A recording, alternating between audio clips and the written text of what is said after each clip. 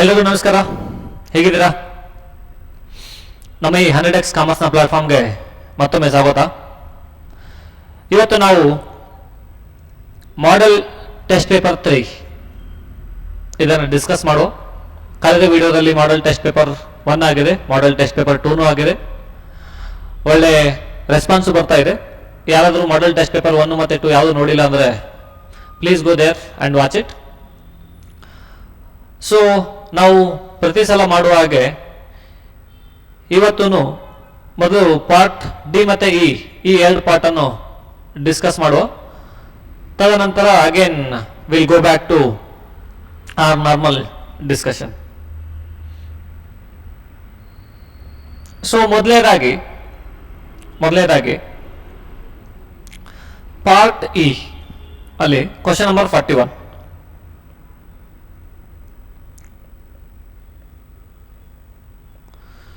ಪ್ರಶ್ನೆ ಸಂಖ್ಯೆ 41. ಈ same question module test paper 1 ಅಲ್ಲೂ ಇದೆ, ಮಾಡ್ಯೂಲ್ ಟೆಸ್ಟ್ ಪೇಪರ್ 2 ನಲ್ಲೂ ಇದೆ. ನಂಬರ್ಸ್ ಅಷ್ಟೇ ಚೇಂಜ್ ಇದೆ, ಕಾನ್ಸೆಪ್ಟ್ ಸೇಮ್ ಇದೆ, ಎಕ್ಸಾಕ್ಟ್ಲಿ ಸೇಮ್ ಟು ಸೇಮ್, ಅದರಲ್ಲೇನು ಚೇಂಜ್ ಇಲ್ಲ. The question is, a consumer wants to consume 2 goods. The price of goods x1 is 15 and x2 is 25. So ಇಲ್ಲಿ ನಮಗೆ ಎರಡು ಗೂಡ್ಸ್ ಇದೆ, x1 and x2. ಒಂದು x1 ನ ಬೆಲೆ 15 ರೂಪಾಯಿ, ಇನ್ನೊಂದು x2 ನ ಬೆಲೆ 25 ರೂಪಾಯಿ ಪ್ರತಿಯೊಂದು ಕಮಾಡಿಟಿಗೆ. So consumers income is 300. Answer the following. ಈ question based on the budget line, consumer budget. ಆ 300 ರೂಪಾಯಿ ಬಜೆಟ್ ಒಳಗಡೆ ಯಾವ ತರ ಕನ್ಸಂಪ್ಷನ್ ಮಾಡ್ಬೋದು ಅನ್ನೋದೇ ಈ ಕ್ವಶನ್ ಇದೆ. ಸೊ ಸರ್ ಏನ್ ಮಾಡ್ಬೋದು, ಏನ್ ಹೇಳ್ತಾ ಇದ್ದಾರೆ ಅವರು? ನನ್ನ ಹತ್ರ 300 ರೂಪೀಸ್ ಇದೆ, ನನಗೆ ಎರಡು ಆಪ್ಷನ್ ಇದೆ, x1 ಕನ್ಸಂಪ್ಷನ್ ಮಾಡ್ಬೋದು, ಇಲ್ಲ x2 ಕನ್ಸಂಪ್ಷನ್ ಮಾಡ್ಬೋದು. ನಾನು x1 ಇಂದು ಪ್ರೈಸ್ ಎಷ್ಟಿದೆ? x1 ಇಂದು ಪ್ರೈಸ್ 15 ಇದೆ, x2 ಪ್ರೈಸ್ 25 ಇದೆ. ಓಕೆ, ನಾನೀಗ ಎಂಟೈರ್ 300 ರೂಪೀಸ್ x1 ಮೇಲೆ ಸ್ಪೆಂಡ್ ಮಾಡಿದೆ ಅಂತ ಇಟ್ಕೊಳ್ಳಿ. ನಾ ಮಾಡ್ಬೋದು, x2 ಪೂರ್ತಿ ಸ್ಯಾಕ್ರಿಫೈಸ್ ಮಾಡಿ x1 ಮೇಲೆ ಕನ್ಸಂಪ್ಷನ್ ಮಾಡ್ಬೋದು. ಸೊ ಎಷ್ಟಾಗುತ್ತೆ? 300 ಡಿವೈಡೆಡ್ ಬೈ 15 ಅಂದ್ರೆ 20 ಯೂನಿಟ್ಸ್ ಆಗುತ್ತೆ. ನಾನು x1 20 ಯೂನಿಟ್ಸ್ ಖರೀದಿ ಮಾಡ್ಬೋದು. ಇಲ್ಲ x2 ಬಂತಂದ್ರೆ ನಾ ಎಷ್ಟು ಖರೀದಿ ಮಾಡ್ಬೋದು? ಸೊ 25 ರೂಪಾಯಿ ಒಂದಾದ್ರೆ 12 ಯೂನಿಟ್ಸ್ ಕನ್ಸಂಪ್ಷನ್ ಮಾಡ್ಬೋದು. ಅಂದ್ರೆ ನಾನು ಬರೀ x1 ಕನ್ಸಂಪ್ಷನ್ ಮಾಡಿದರೆ 20 ಯೂನಿಟ್ಸ್ ಬರುತ್ತೆ, ಬರೀ x2 ಕನ್ಸಂಪ್ಷನ್ ಮಾಡಿದರೆ ನಮಗೆ 12 ಯೂನಿಟ್ಸ್ ಬರುತ್ತೆ, x1 0 ಇಟ್ಕೊಂಡು. ಅಥವಾ ನಾನು instead of only x1 and only x2, but ಬರೀ x1 ಅಥವಾ ಬರೀ x2 ಇದನ್ನೆಲ್ಲ ಬಿಟ್ಟು ನಾ ಎರಡು ಕಾಂಬಿನೇಷನ್ ಮಾಡಿನೂ ಟ್ರೈ ಮಾಡ್ಬೋದು. ಸರ್ ಯಾವ ತರ ಕಾಂಬಿನೇಷನ್ ಟ್ರೈ ಮಾಡ್ಬೋದು? x1 x2 ಇತ್ತು ಅಂದ್ರೆ ನಾನು may be instead of 20 units of x1 ನಾನು ಮೇ ಬಿ ಒಂದ್ ಸ್ವಲ್ಪ ಕಡಿಮೆ ಮಾಡ್ಕೋಬಹುದು, 15. I am just taking the representation number, exact calculation ಅಲ್ಲ ಇದು, ನಮಗೆ ಅಂಡರ್ಸ್ಟ್ಯಾಂಡ್ ಮಾಡ್ಲಿಕ್ಕೆ ಕ್ಯಾಲ್ಕುಲೇಷನ್ ಮಾಡದೇ ಇರೋದು ನಂಬರ್ ಅಷ್ಟೇ. ಇದು 15 ಮಾಡ್ಬೋದು, ಇದು 12 ಬದಲು ಮೇ ಬಿ 3 ಮಾಡ್ಬೋದು ಇದು. ಸೊ ಈ ತರ ಏನಾದರೂ ಒಂದಷ್ಟು ಜುಗಲ್ ಬಂದಿ ಮಾಡ್ಬೋದು, x1 ಮತ್ತೆ x2 ಎರಡು ಮಿಕ್ಸ್ ಮಾಡ್ಬಿಟ್ಟು. ಓಕೆ, ಕ್ವಶನ್ ಅಲ್ಲಿ ಏನ್ ಕೇಳ್ತಾ ಇದ್ದಾರೆ ಮೀನ್ ಅದ್ರ ಮೇಲೆ ಫೋಕಸ್ ಮಾಡು. How many x1 goods A consumer can consume if the entire income is spent on that good? x1 ಮೇಲೆ ಕನ್ಸಂಪ್ಷನ್ ಮಾಡಿದ್ರೆ ಎಷ್ಟು ಮಾಡ್ಬೋದು? ಸರ್ ಆನ್ಸರ್ ಯಾವ ತರ ಮಾಡಬೇಕು? ಕ್ವಶನ್ ನಂಬರ್ ಎ ಈ ತರ ಬರೀತೀವಿ, maximum goods that to be spent on x1 is no, maximum goods that can be consumed by spending 300. That is 300 divided by 15 is equal to 20 units. The same way you have to answer all the 5 questions. Second question is, how many x2 goods a consumer can consume if the entire income is spent on that good? But x2 consumption ಮಾಡಿದ್ರೆ ಎಷ್ಟು ಮಾಡಬಹುದು? So again it is also 300 divided by 25 is equal to 12 units. ಈ ತರ ಮಾಡ್ಬೇಕು. Same ಒಂದು line ಬರೀರಿ, ನಂತರ ಇದು ಆನ್ಸರ್ ಮಾಡಿ. Next, is the slope of budget line downward or upward? It is downward. So why it is downward? Because we already know that same diagram ಅಲ್ಲೂ ಬೇರೆ ಕಡೆ ಹಾಕಿದೆ, ಮಾಡ್ಯೂಲ್ ಅಂಡ್ ಟೆಸ್ಟ್ 2 ಪೇಪರ್ ಹಾಕಿದ್ದೀನಿ. This is budget line. If you ಇದು x1 ಅಂತ ಇಟ್ಕೊಳ್ಳಿ, ಇದು x2 ಅಂತ ಇಟ್ಕೊಳ್ಳಿ. ನಾನು x1 ಇಂದು 15 ಯೂನಿಟ್ಸ್, x2 12 ಯೂನಿಟ್ಸ್ ಇದೆ. ಸೊ x1 ನ 15 ಯೂನಿಟ್ಸ್ ಕನ್ಸಂಪ್ಷನ್ ಮಾಡಿದ್ರೆ x2 ನಮ್ಗೆ 0 ಯೂನಿಟ್ಸ್ ಅಷ್ಟೇ ಸಿಗೋದು. Instead of 15 units if I consume 10 units, so ನನಗೊಂದಷ್ಟು x2 units may be 3-4 extra ಸಿಗ್ಬೋದು. ಅದಕ್ಕಿಂತ ಕಡಿಮೆ x1 ಬಂದ್ರೆ ಅದಕ್ಕಿಂತ ಜಾಸ್ತಿ ಇದು ಸಿಗ್ಬೋದು, ಅದಕ್ಕಿಂತ ಕಡಿಮೆ ಬಂದ್ರೆ ಅದಕ್ಕಿಂತ ಜಾಸ್ತಿ ಸಿಗ್ಬೋದು, ಅದಕ್ಕಿಂತ ಕಡಿಮೆ ಬಂದ್ರೆ ಅದಕ್ಕಿಂತ ಜಾಸ್ತಿ. ನಾ 12 ಯಾವಾಗ ಕನ್ಸಂಪ್ಷನ್ ಮಾಡ್ತೀನಿ ಅವಾಗ ನಂದು 0 ಇರುತ್ತೆ x1 consumption. So because of which this is a downward sloping line. Budget line is a downward sloping. Are bundles of on the budget line is equal to the consumer income or not? Yes. ನೀವು ಈ ಕ್ಯಾಟಗರಿಯಾದ consumption ಮಾಡಿ, ಇಲ್ಲಾದ್ರೂ consumption ಮಾಡಿ, ಇಲ್ಲಾದ್ರೂ ಮಾಡಿ, ಇಲ್ಲಾದ್ರೂ ಮಾಡಿ, ಎಲ್ಲಾದ್ರೂ ಮಾಡಿ, ನಿಮ್ದು total ಖರ್ಚಾಗೋದೇ 300 rupees. So 300 rupees ಖರ್ಚು ಮಾಡಿ ನೀವು ಮೇ ಬಿ x1 ಜಾಸ್ತಿ ಕನ್ಸಂಪ್ಷನ್ ಮಾಡ್ಬೋದು, ಇಲ್ಲ x2 ಜಾಸ್ತಿ ಕನ್ಸಂಪ್ಷನ್ ಮಾಡ್ಬೋದು, ಬಟ್ ಖರ್ಚಾಗೋದು ಟೋಟಲ್ 300. ನೀವು ಬರೀ x1 ಕನ್ಸಂಪ್ಷನ್ ಮಾಡಿದ್ರೆ x2 0 ಇರುತ್ತೆ, ಬರೀ x2 ಕನ್ಸಂಪ್ಷನ್ ಮಾಡಿದ್ರೆ x1 0 ಇರುತ್ತೆ. ಸೊ ಬಟ್ ನೀವು ಖರ್ಚಾಗೋದು 300. ಇಲ್ಲ ನಾನು x1 ಮತ್ತೆ x2 ಎರಡು ಖರ್ಚು ಮಾಡಿದೆ ಅಂದ್ರೆ ತೊಂದರೆ ಇಲ್ಲ. And last one, if a consumer wants to have more of x1 good, x2 good has to be given up. Is it true? Yes. ನೀವು 10 ಬಿಟ್ಟು 15 ಜಾಸ್ತಿ x1 ಬೇಕಂದ್ರೆ ನೀವು 10ರಿಂದ ನೀವು ಮತ್ತೆ 3ರಿಂದ 0 ಬರಬೇಕಾಗುತ್ತೆ x2ಗೆ. ಒಂದು ಸ್ಯಾಕ್ರಿಫೈಸ್ ಮಾಡಿದಾಗ ಅಷ್ಟೇ ಇನ್ನೊಂದು ಬರೋದು. ಇಲ್ಲ ನೀವು ಇದನ್ನ ಸ್ಯಾಕ್ರಿಫೈಸ್ ಮಾಡಿ ಇದನ್ನ ಜಾಸ್ತಿ ಕನ್ಸಂಪ್ಷನ್ ಮಾಡಿ. Yes, it is true.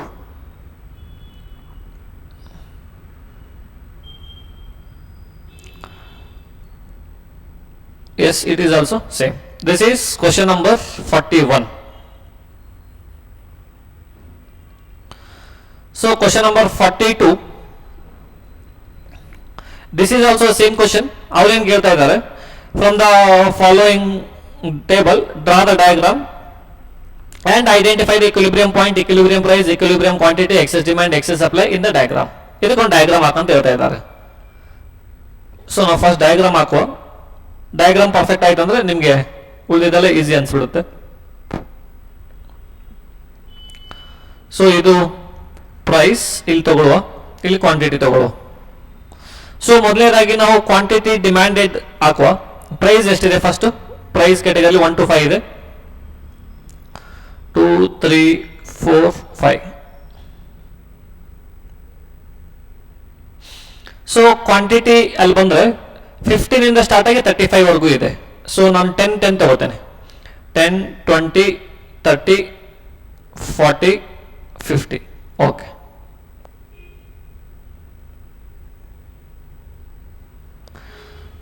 So ಮೊದಲನೇದಾಗಿ ಕ್ವಾಂಟಿಟಿ ಡಿಮ್ಯಾಂಡೆಡ್ ತಗೊಂಡ್ರೆ ಪ್ರೈಸ್ 1 ರೂಪೀಸ್ ಇದ್ದಾಗ ಕ್ವಾಂಟಿಟಿ 35 ಇದೆ. ಸೊ ಇದಿದ್ದಾಗ ಈ ನಮ್ಮ ಕರ್ವ್ ಲೈನ್ ಇಲ್ಲಿ ಬರುತ್ತೆ. ಸೊ 2 ರೂಪೀಸ್ ಆದಾಗ 30 ಆಗುತ್ತೆ. ಪ್ರೈಸ್ ಜಾಸ್ತಿ ಆದಾಗ ನಮ್ಗೆ ಗೊತ್ತಿದೆ ಲಾ ಆಫ್ ಡಿಮ್ಯಾಂಡ್ ಪ್ರಕಾರ ಕಡಿಮೆ ಆಗ್ಲೇಬೇಕು ಕ್ವಾಂಟಿಟಿ ಅಂತೇಳಿ. ಸೊ ನೆಕ್ಸ್ಟ್ 25 ಆಗುತ್ತೆ 3 ರೂಪೀಸ್ ಇದ್ದಾಗ. ಸಾರಿ. ನೆಕ್ಸ್ಟ್ 4 ರೂಪೀಸ್ ಆದಾಗ 20 ಆಗುತ್ತೆ. 5 ರೂಪೀಸ್ ಆದಾಗ 15 ಆಗುತ್ತೆ. 15 ಅಂದ್ರೆ ಇಲ್ಲಿ ಬರುತ್ತೆ. So this is our demand curve. ಈ ತರ ಇದೆ. ಇಲ್ಲೊಂದು ಪಾಯಿಂಟ್ ಇದೆ, ಇಲ್ಲೊಂದು ಪಾಯಿಂಟ್ ಇದೆ, ಇಲ್ಲೊಂದಿದೆ, ಇಲ್ಲೊಂದಿದೆ ಅಂಡ್ ಇಲ್ಲೊಂದಿದೆ. So next we will draw supply line. 1 ರೂಪಾಯಿ ಇದ್ದಾಗ 15 ಅಷ್ಟೇ ಸಪ್ಲೈ ಇದೆ. ಇದಿದ್ದಾಗ ಇದಿಲ್ಲಿದೆ 15. 2 ಇದ್ದಾಗ 20 ರೂಪೀಸ್ ಇದೆ. 3 ಇದ್ದಾಗ 25 ಇದೆ. ನೆಕ್ಸ್ಟ್ 4 ಇದ್ದಾಗ 30 ಇದೆ. 5 ಇದ್ದಾಗ 35 ಇದೆ. So this is our supply line. So ನಾವಿಲ್ಲಿ ನೋಡಿದಾಗ ಈ ತರ ಡಯಾಗ್ರಾಮ್ ಹಾಕ್ಬೇಕು. ಈ ತರ ಡಯಾಗ್ರಾಮ್ ಒಂದಷ್ಟು ಸ್ಕೇಲ್ ಇಟ್ಕೊಂಡೆಲ್ಲ ಹಾಕಿ ಈಸಿ ಆಗುತ್ತೆ ನೋಡ್ಲಿಕ್ಕೆ. ಸೊ ನಂತರ ನೀವು ಕ್ವಶನ್ ಹೆಂಗೆ ಕೇಳಿದಾರೆ, draw the diagram. Yes, we have draw the diagram. Identify the equilibrium point. ಈ ಪಾಯಿಂಟ್ ಇಕ್ವಿಲಿಬ್ರಿಯಂ ಅಂತ ಹೇಳಿ ಕರಿತೀವಿ ನಾವು. ಸೊ ನಾವು ಇದಕ್ಕೆ ಇ ಅಂತ ಹೇಳಿ ನೇಮ್ ಇಡ್ತೀವಿ. Identify the equilibrium point. Equilibrium point is E. Equilibrium price ಏನಿದೆ, ಈ ಪಾಯಿಂಟ್ಗೆ ಯಾವ ಪ್ರೈಸ್ ಮ್ಯಾಚ್ ಆಗುತ್ತಲ್ಲ ಅದಕ್ಕೆ ನಾವು ಇಕ್ವಿಲಿಬ್ರಿಯಂ ಪ್ರೈಸ್ ಅಂತ ಹೇಳ್ತೀವಿ. Equilibrium price is 3 rupees. It is 3. Equilibrium quantity, ಇದಕ್ಕೆ ಯಾವ ಕ್ವಾಂಟಿಟಿ ಮ್ಯಾಚ್ ಆಗುತ್ತೆ? So 25 is equilibrium quantity. ಇದು 25. ಎಕ್ಸೆಸ್ ಡಿಮ್ಯಾಂಡ್, ಎಕ್ಸೆಸ್ ಸಪ್ಲೈ ಎರಡು ಕೇಳ್ತಾ ಇದ್ದಾರೆ. ಸೊ ಎಕ್ಸೆಸ್ ಡಿಮ್ಯಾಂಡ್ ಅಂದ್ರೆ ಈ ಪಾಯಿಂಟ್ ಕೆಳಗಡೆ ಇರೋ ಇದಕ್ಕೆ ಎಕ್ಸೆಸ್ ಡಿಮ್ಯಾಂಡ್ ಅಂತ, ಇದಕ್ಕೆ ಎಕ್ಸೆಸ್ ಸಪ್ಲೈ ಅಂತೀವಿ. ಸೊ ಅದಕ್ಕೆ ನಾವು ಒಂದು ಸಮರಿ ಬರಿಬೇಕಾದ್ರೆ ಪ್ರೈಸ್ 1 ರೂಪಾಯಿ ಇದ್ದಾಗ 2, 3, 4, 5 ಕಂಪೇರ್ ಮಾಡಿ. ಪ್ರೈಸ್ ಒಂದಿದ್ದಾಗ ಡಿಮ್ಯಾಂಡ್ 35 ಇದೆ, ಕ್ವಾಂಟಿಟಿ ಸಪ್ಲೈ ಜಾಸ್ತಿ ಇದೆ, ಕಡಿಮೆ ಇದೆ. So here demand is more than supply. ಇದಕ್ಕೆ ನಾವು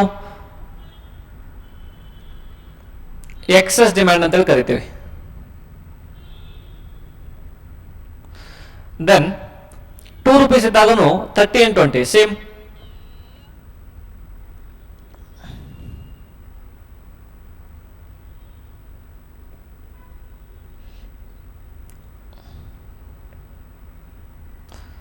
ಸೊ ನೆಕ್ಸ್ಟ್ 3 rupees ಬಂದಾಗ 25 ಅಂದ್ರೆ ಡಿಮ್ಯಾಂಡ್ ಈಕ್ವಲ್ ಟು ಸಪ್ಲೈ ಇದೆ.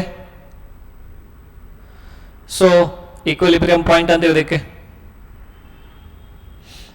ನೆಕ್ಸ್ಟ್ 4, 5. 4 ಅಲ್ಲಿ ಡಿಮ್ಯಾಂಡ್ ಕಡಿಮೆ ಇದೆ, ಸಪ್ಲೈ ಜಾಸ್ತಿ ಇದೆ. ಇದು ಡಿಮ್ಯಾಂಡ್ ಕಡಿಮೆ ಇದೆ, ಸಪ್ಲೈ ಜಾಸ್ತಿ ಇದೆ. Demand is less than supply, ಇದು demand is less than supply. ಅದಕ್ಕೆ ನಾವು ಎಕ್ಸೆಸ್ ಸಪ್ಲೈ ಅಂತ ಕರಿತೀವಿ. This is what question number 42. Done? ಅರ್ಥ ಆಯ್ತಾ?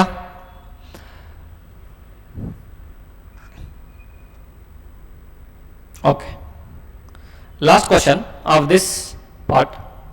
ಈ ಕ್ವಶನ್ ಸಿಮಿಲರ್ ಕ್ವಶನ್ ಇದೆ, ನಾವು ಮಾಡೆಲ್ ಟೆಸ್ಟ್ ಪೇಪರ್ 1 and 2 ಅಲ್ಲಿ ಮಾಡಿರೋ ಪ್ರಕಾರ.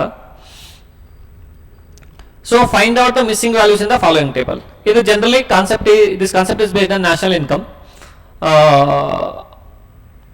ಟೋಟಲ್ ಪ್ರಾಡಕ್ಟ್ ಎಷ್ಟಿದೆ ಅಂತ ಕರೀಲಿಕ್ಕೆ ನಾವು ಇನಿಷಿಯಲ್ ಎಷ್ಟಿತ್ತು ಪ್ಲಸ್ ವ್ಯಾಲ್ಯೂ ಅಡಿಷನ್ ಎಷ್ಟಾಗಿದೆ ಇವೆರಡನ್ನು ಟೋಟಲ್ ಮಾಡಿ ನಾವು ಹೇಳೋದಕ್ಕೆ ನಾವು ಟೋಟಲ್ ಪ್ರೊಡಕ್ಷನ್ ಅಂತ ಕರಿತೇವೆ.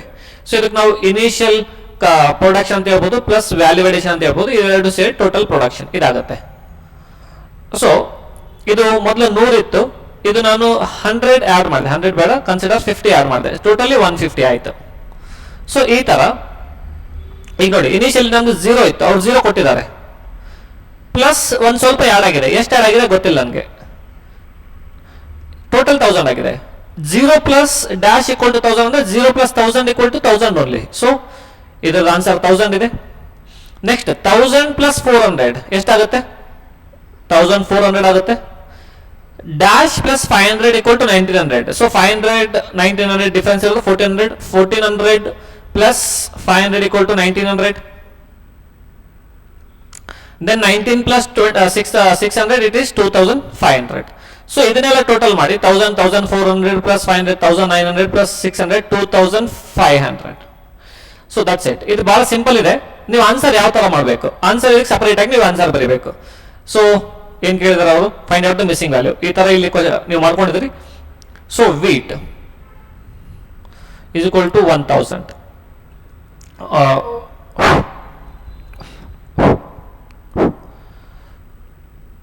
Flour 1400.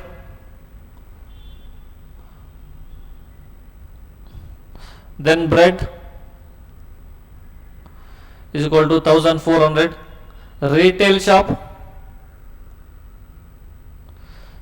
2500. Then gross value added equal to 2500. ಈ ತರ ಸಪರೇಟ್ ಆಗಿ ಆನ್ಸರ್ ಬರಬೇಕು. ಇದನ್ನ ಸೆಕ್ಷನ್ ಎ ಇನ್ನ ಕಂಪ್ಲೀಟ್ ಭಾಗ. ಇದರಲ್ಲಿ ನೀವು 2 ಕ್ವಶನ್ ಬರಬೇಕು. Out of 3 questions you get 10 marks for 2 questions put together. 2 question ಸೇರಿ 10 ಮಾರ್ಕ್ ಆಗುತ್ತೆ. So next part D discuss ಮಾಡುವ. ಸೊ 5 ಕ್ವಶನ್ ಇದೆ. ಅಗೇನ್ ನಾವು 3 ಕ್ವಶನ್ ಮಾತ್ರ ಬರೀಬೇಕು. ಸೊ ಕ್ವಶನ್ಸ್ ಎಲ್ಲ ಸಿಂಪಲ್ ಇದೆ. ಓಕೆ, ಈ ಪಾರ್ಟ್ ಇದು ನೀವು ಆನ್ಸರ್ ನೋಡ್ತೀರಾ ಅಂದ್ರೆ ಕ್ವಶನ್ ನಂಬರ್ ಎಷ್ಟದು? 41, 42, 43 ಅಲ್ಲ? ಇಲ್ಲಿದೆ 41. ಇದು ಬಜೆಟ್ ಪ್ರಾಬ್ಲಮ್. ಇದು 25 ಯೂನಿಟ್ಸ್ ತಗೋಬಹುದು ಅಲ್ಲ? ಓಕೆ, ಅದಕ್ಕೆ ಗಿವೆನ್ ಇನ್ಫಾರ್ಮೇಶನ್. ಇದು 20 ಯೂನಿಟ್ಸ್. ನಾ ಏನು ಮಾಡಿದ್ದೀನಿ ಇಲ್ಲಿ,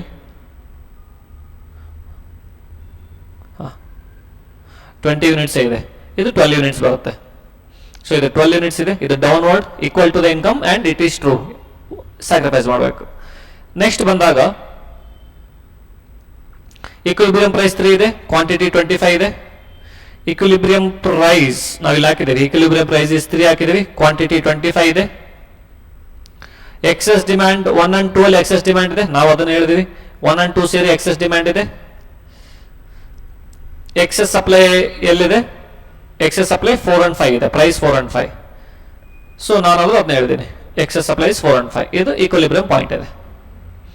ಸೊ ನೆಕ್ಸ್ಟ್ ಬಂದಾಗ ಇದು 1000, 1400, 1400, 2500 and total 2500. This is what the answer is.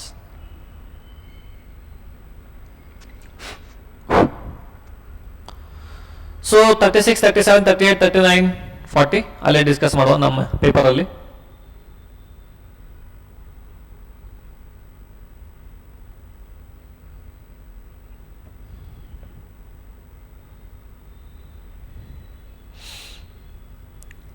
So 36 is not much great thing because ನಾವು ನೋಡೋದಾಯ್ತಂದ್ರೆ ಇದು ನಾವು ಇನ್ಸ್ಟಿಟ್ಯೂಟ್ ಮಟೀರಿಯಲ್ ನೋಡ್ಬೋದು.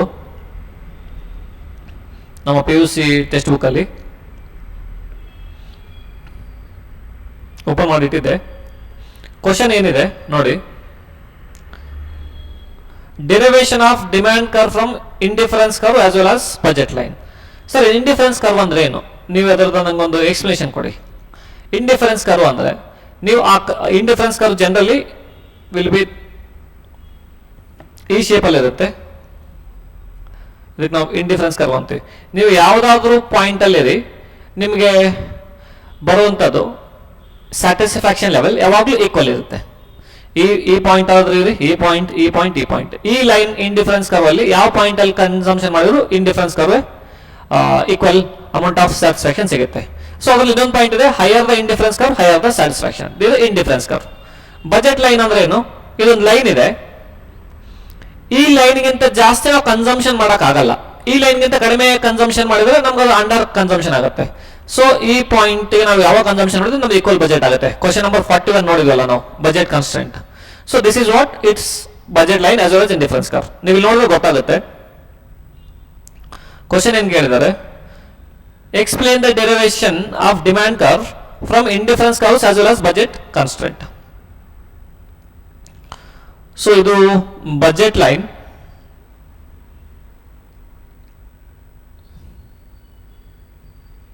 ಇವು ಇಂಡಿಫರೆನ್ಸ್ ಕರ್ವ್ಸ್. ಸೊ ಇವೆರಡರದ್ದು ಕಾಂಬಿನೇಷನ್ ಆಗಿ ಯಾವುದು ನಮಗೆ ಮ್ಯಾಚ್ ಆಗುತ್ತಲ್ಲ ಅದಕ್ಕೆ ನಾವು ಒಂದು derivation of demand curve using budget constant as well as indifference curve ಅಂತ ಹೇಳ್ತೇವೆ. ಸೊ ಇದು ನಮ್ಮ indifference curve, it is similar to demand, and budget constant line ಇಲ್ಲೇ ಬರುತ್ತೆ, ಇದಕ್ಕೆ ಬಜೆಟ್ ಕಾನ್ಸ್ಟೆಂಟ್ ಲೈನ್ ಅಂತ. ಸೊ ಅವು ಎರಡು ಎಲ್ಲಿ ಇಂಟರ್ಸೆಕ್ಟ್ ಆಗುತ್ತೆ ಅದಕ್ಕೆ ನಾವು ಡಿಮ್ಯಾಂಡ್ ಕರ್ವ್ ಅಂತೇಳಿ ಕರೀತೇವೆ. ಸೊ ಸಿಂಪಲ್ ಇದೆ, you can go through returns. Start with budget line. Budget line ಅಂದ್ರೆ ಈ ಲೈನ್ ಹಾಕಬೇಕು. Move price of good X downwards while keeping the income constant. ನಾವು ನ್ಯೂ ಬಜೆಟ್ ಲೈನ್ ರೊಟೇಟ್ಸ್ ಅಂದ್ರೆ ಇದೊಂದು ತಗೊಂಬನ್ನಿ, ಇದೊಂದು ತಗೊಂಬನ್ನಿ, ಇದೊಂದು ತಗೊಂಬನ್ನಿ ಅಂತ ಹೇಳ್ತಾ ಇದ್ದಾರೆ ಅವರು.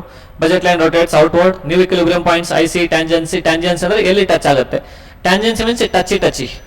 ಸೊ ಈ ಬಜೆಟ್ ಲೈನ್ ಇದೆ, ಇದು ಇಂಡಿಫರೆನ್ಸ್ ಕರ್ವ್, ಇದೇನು ಟಚ್ ಆಗ್ತಿದೆ ಇದಕ್ಕೆ ನಾವು ಡಿಮ್ಯಾಂಡ್ ಕರ್ವ್ ಇಲ್ಲಿಂದ ಬರುತ್ತೆ ಅಂತ ಹೇಳ್ತದೆ.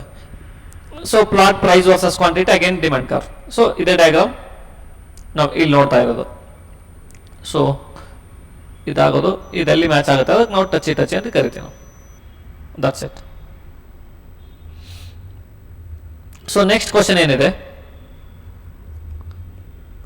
A firm's short term marginal cost schedule is shown in the following table. TFC 200 ಕೊಟ್ಟಿದ್ದಾರೆ. Find out total variable cost, total cost, average variable cost, short term average cost, schedule of the firm. So ಅದ್ರ ಮೇಲೆ ನಾವು ಕಂಡುಹಿಡಬೇಕು. ಈಗ ನಾವೇನಿದು SMC ಅಂದ್ರೆ ಏನು? SMC ಗಿಂತ ಮೊದಲು ಒಂದು ಸಣ್ಣ ಕಾನ್ಸೆಪ್ಟ್ ಹೇಳ್ತೀನಿ ಕೇಳಿ.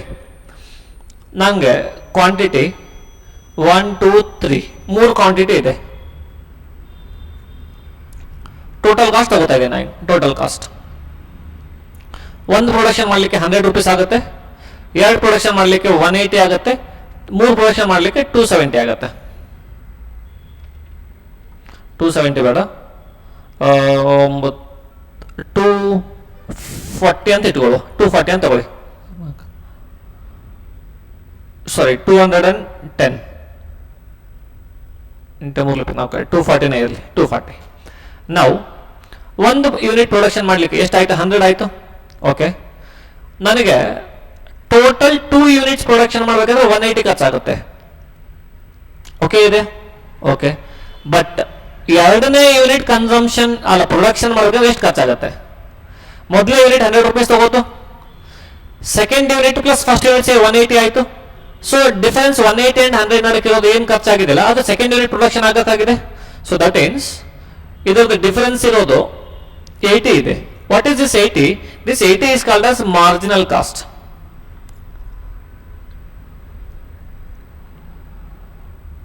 So marginal cost. So what is this marginal cost? The cost of producing one additional unit. Okay. ನನಗೆ 3 ಯೂನಿಟ್ ಪ್ರೊಡಕ್ಷನ್, ಟೋಟಲ್ ಆಗಿ 3 ಯೂನಿಟ್ ಪ್ರೊಡಕ್ಷನ್ ಮಾಡಬೇಕಾದ್ರೆ ನಂಗೆ ಬೇಕಾಗಿದ್ದು 240 rupees ಕಾಸ್ಟ್. ಬಟ್ ಮೂರನೇ ಯೂನಿಟ್ ಪ್ರೊಡಕ್ಷನ್ ಮಾಡಬೇಕಾದ್ರೆ ಎಷ್ಟು ಕಾಸ್ಟ್ ಆಗುತ್ತಲ್ಲ, 240 minus 180 ಎಷ್ಟಾಗುತ್ತೆ? 40 plus 20 60. ಅಂದ್ರೆ ಒಂದು ಎಕ್ಸ್ಟ್ರಾ ಯೂನಿಟ್ ಪ್ರೊಡಕ್ಷನ್ ಮಾಡಬೇಕಾದ್ರೆ ಎಕ್ಸ್ಟ್ರಾ ಎಷ್ಟು ಕಾಸ್ಟ್ ಆಗುತ್ತೆ ಅದಕ್ಕೆ ನಾವು ಮಾರ್ಜಿನಲ್ ಕಾಸ್ಟ್ ಅಂತ ಹೇಳಿ ಕರಿತೇವೆ. ಇಷ್ಟೇ ಕಾನ್ಸೆಪ್ಟ್. ಸೊ ಈ ಕಾನ್ಸೆಪ್ಟ್ ತಲೆಯಲ್ಲಿ ಇಟ್ಕೊಳ್ಳಿ, ನಾವು ಕಂಟಿನ್ಯೂ ಮಾಡುವ. ಸೊ ಇಲ್ಲಿ ಕೊಟ್ಟಿದ್ದಾರೆ ಅವರು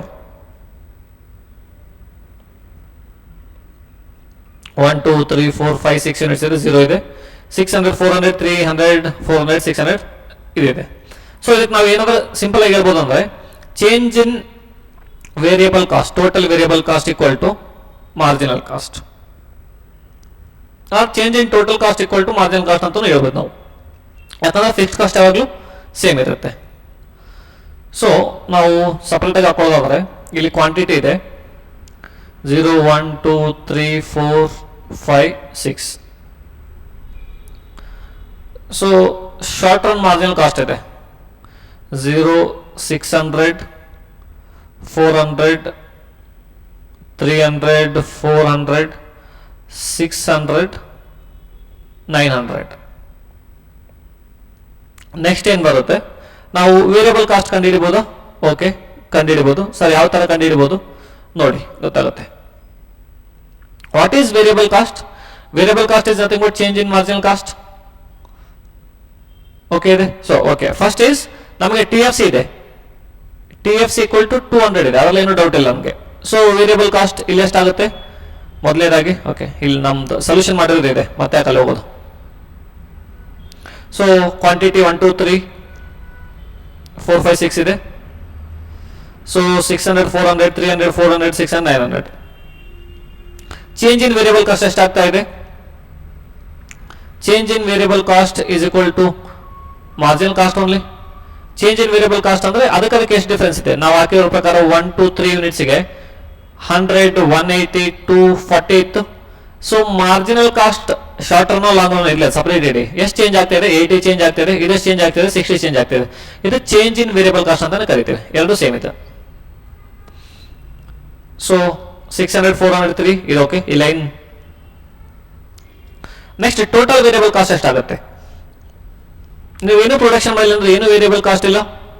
first unit 600, 6 plus 4 is 1000, 1000 plus 300 is equal to 1300, plus 400 is equal to 1700, plus 600 is equal to 2300, plus 900 is equal to 3200. So next ಏನು ಕೇಳಿದಾರೆ ಆ ಕ್ವಶನ್ ಅಲ್ಲಿ? ಟೋಟಲ್ ವೇರಿಯಬಲ್ ಕಾಸ್ಟ್ ಇತ್ತು, ಟೋಟಲ್ ಕಾಸ್ಟ್ ಕಂಡುಹಿಡಿಯ ಅಂತಿದ್ದಾರೆ. ಟೋಟಲ್ ಕಾಸ್ಟ್ ಅಂದ್ರೆ total variable cost plus total fixed cost. So variable cost, total fixed cost is equal to 200 ಇದೆ. Total variable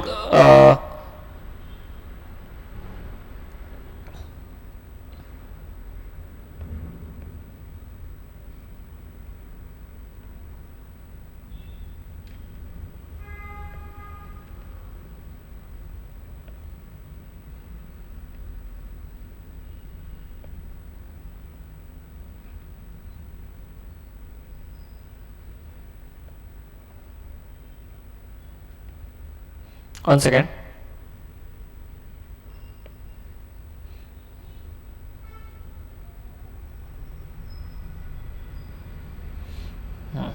okay, total fix cost 200 ಇದೆ. ಟೋಟಲ್ ವೇರಿಯಬಲ್ ಕಾಸ್ಟ್ ಎಷ್ಟಿದೆ check ಮಾಡಿ, ಇಲ್ಲೇ ಇದೆ,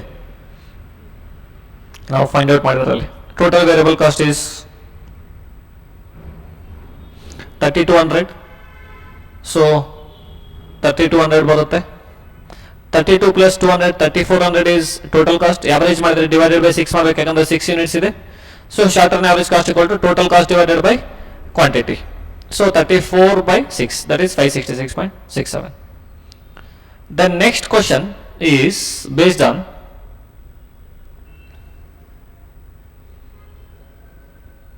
question number 38. Write about the limitations of GDP using G D P as an index of welfare of A country. G D P ಒಂದೇ factor ತಗೊಂಡು ನಮ್ಮ country develop ಆಗ್ತಾ ಇದೆ ಅಂತೇಳಿ ಹೇಳಕ್ಕಾಗತ್ತಾ? ಆಗಲ್ಲ. ಯಾಕಂದ್ರೆ ಜಿ ಡಿ ಪಿ ಅಲ್ಲಿ ಒಂದಷ್ಟು ಎಲಿಮೆಂಟ್ಸ್ ನಾವು ಕನ್ಸಿಡರ್ ಮಾಡಲ್ಲ. Example, natural love and affection ಅಂತ ಬರೋದು ಕನ್ಸಿಡರ್ ಮಾಡಲ್ಲ. ಮತ್ತೆ anything which is produced for self consumption ಅದನ್ನು ಕನ್ಸಿಡರ್ ಮಾಡಲ್ಲ. Health, life style, technology, education, literacy rate, all these things are not considered in GDP. That is why GDP is not considered as a measure of deciding welfare of a country. So you keep that in mind. So points ಇಲ್ಲಿ ನಾವು list out ಮಾಡಿದ್ರೆ ಆಗಲೇ you can directly see that.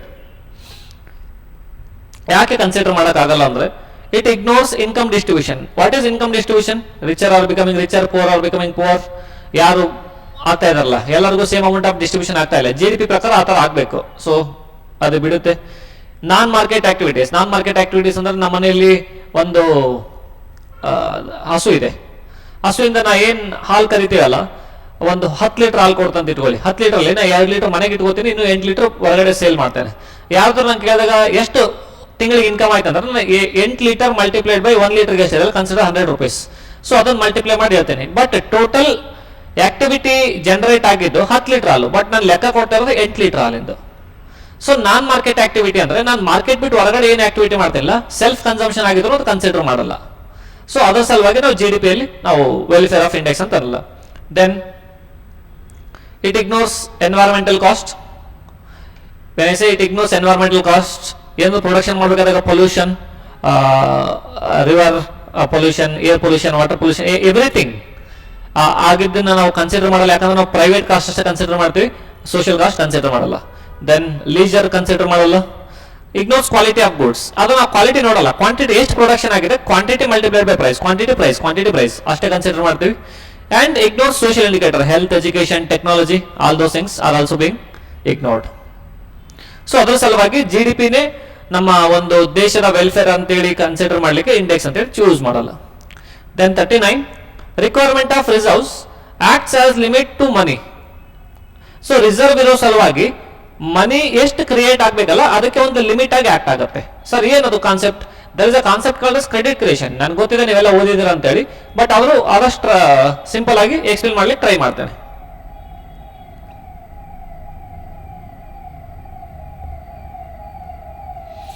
So credit creation ಅಂದ್ರೆ ಏನಾಗುತ್ತೆ ಅಂದ್ರೆ ನಮ್ಮಲ್ಲಿ ಮನಿ issue ಮಾಡೋದು 2 organisations ಇದೆ. ನೀವೇನಂತ ಕರಿ 2 ಗವರ್ಮೆಂಟ್ ಬಾಡಿ ಇಲ್ಲ ಏನಾದ್ರು ಮನಿ ಕ್ರಿಯೇಟ್ ಮಾಡೋದು. ಒಂದು ಸೆಂಟ್ರಲ್ ಬ್ಯಾಂಕ್ ಅಂತ ಹೇಳಿ ಕರಿತೀವಿ, ಇದು RBI ನಮ್ಮ ಕಂಟ್ರಿಲಿ.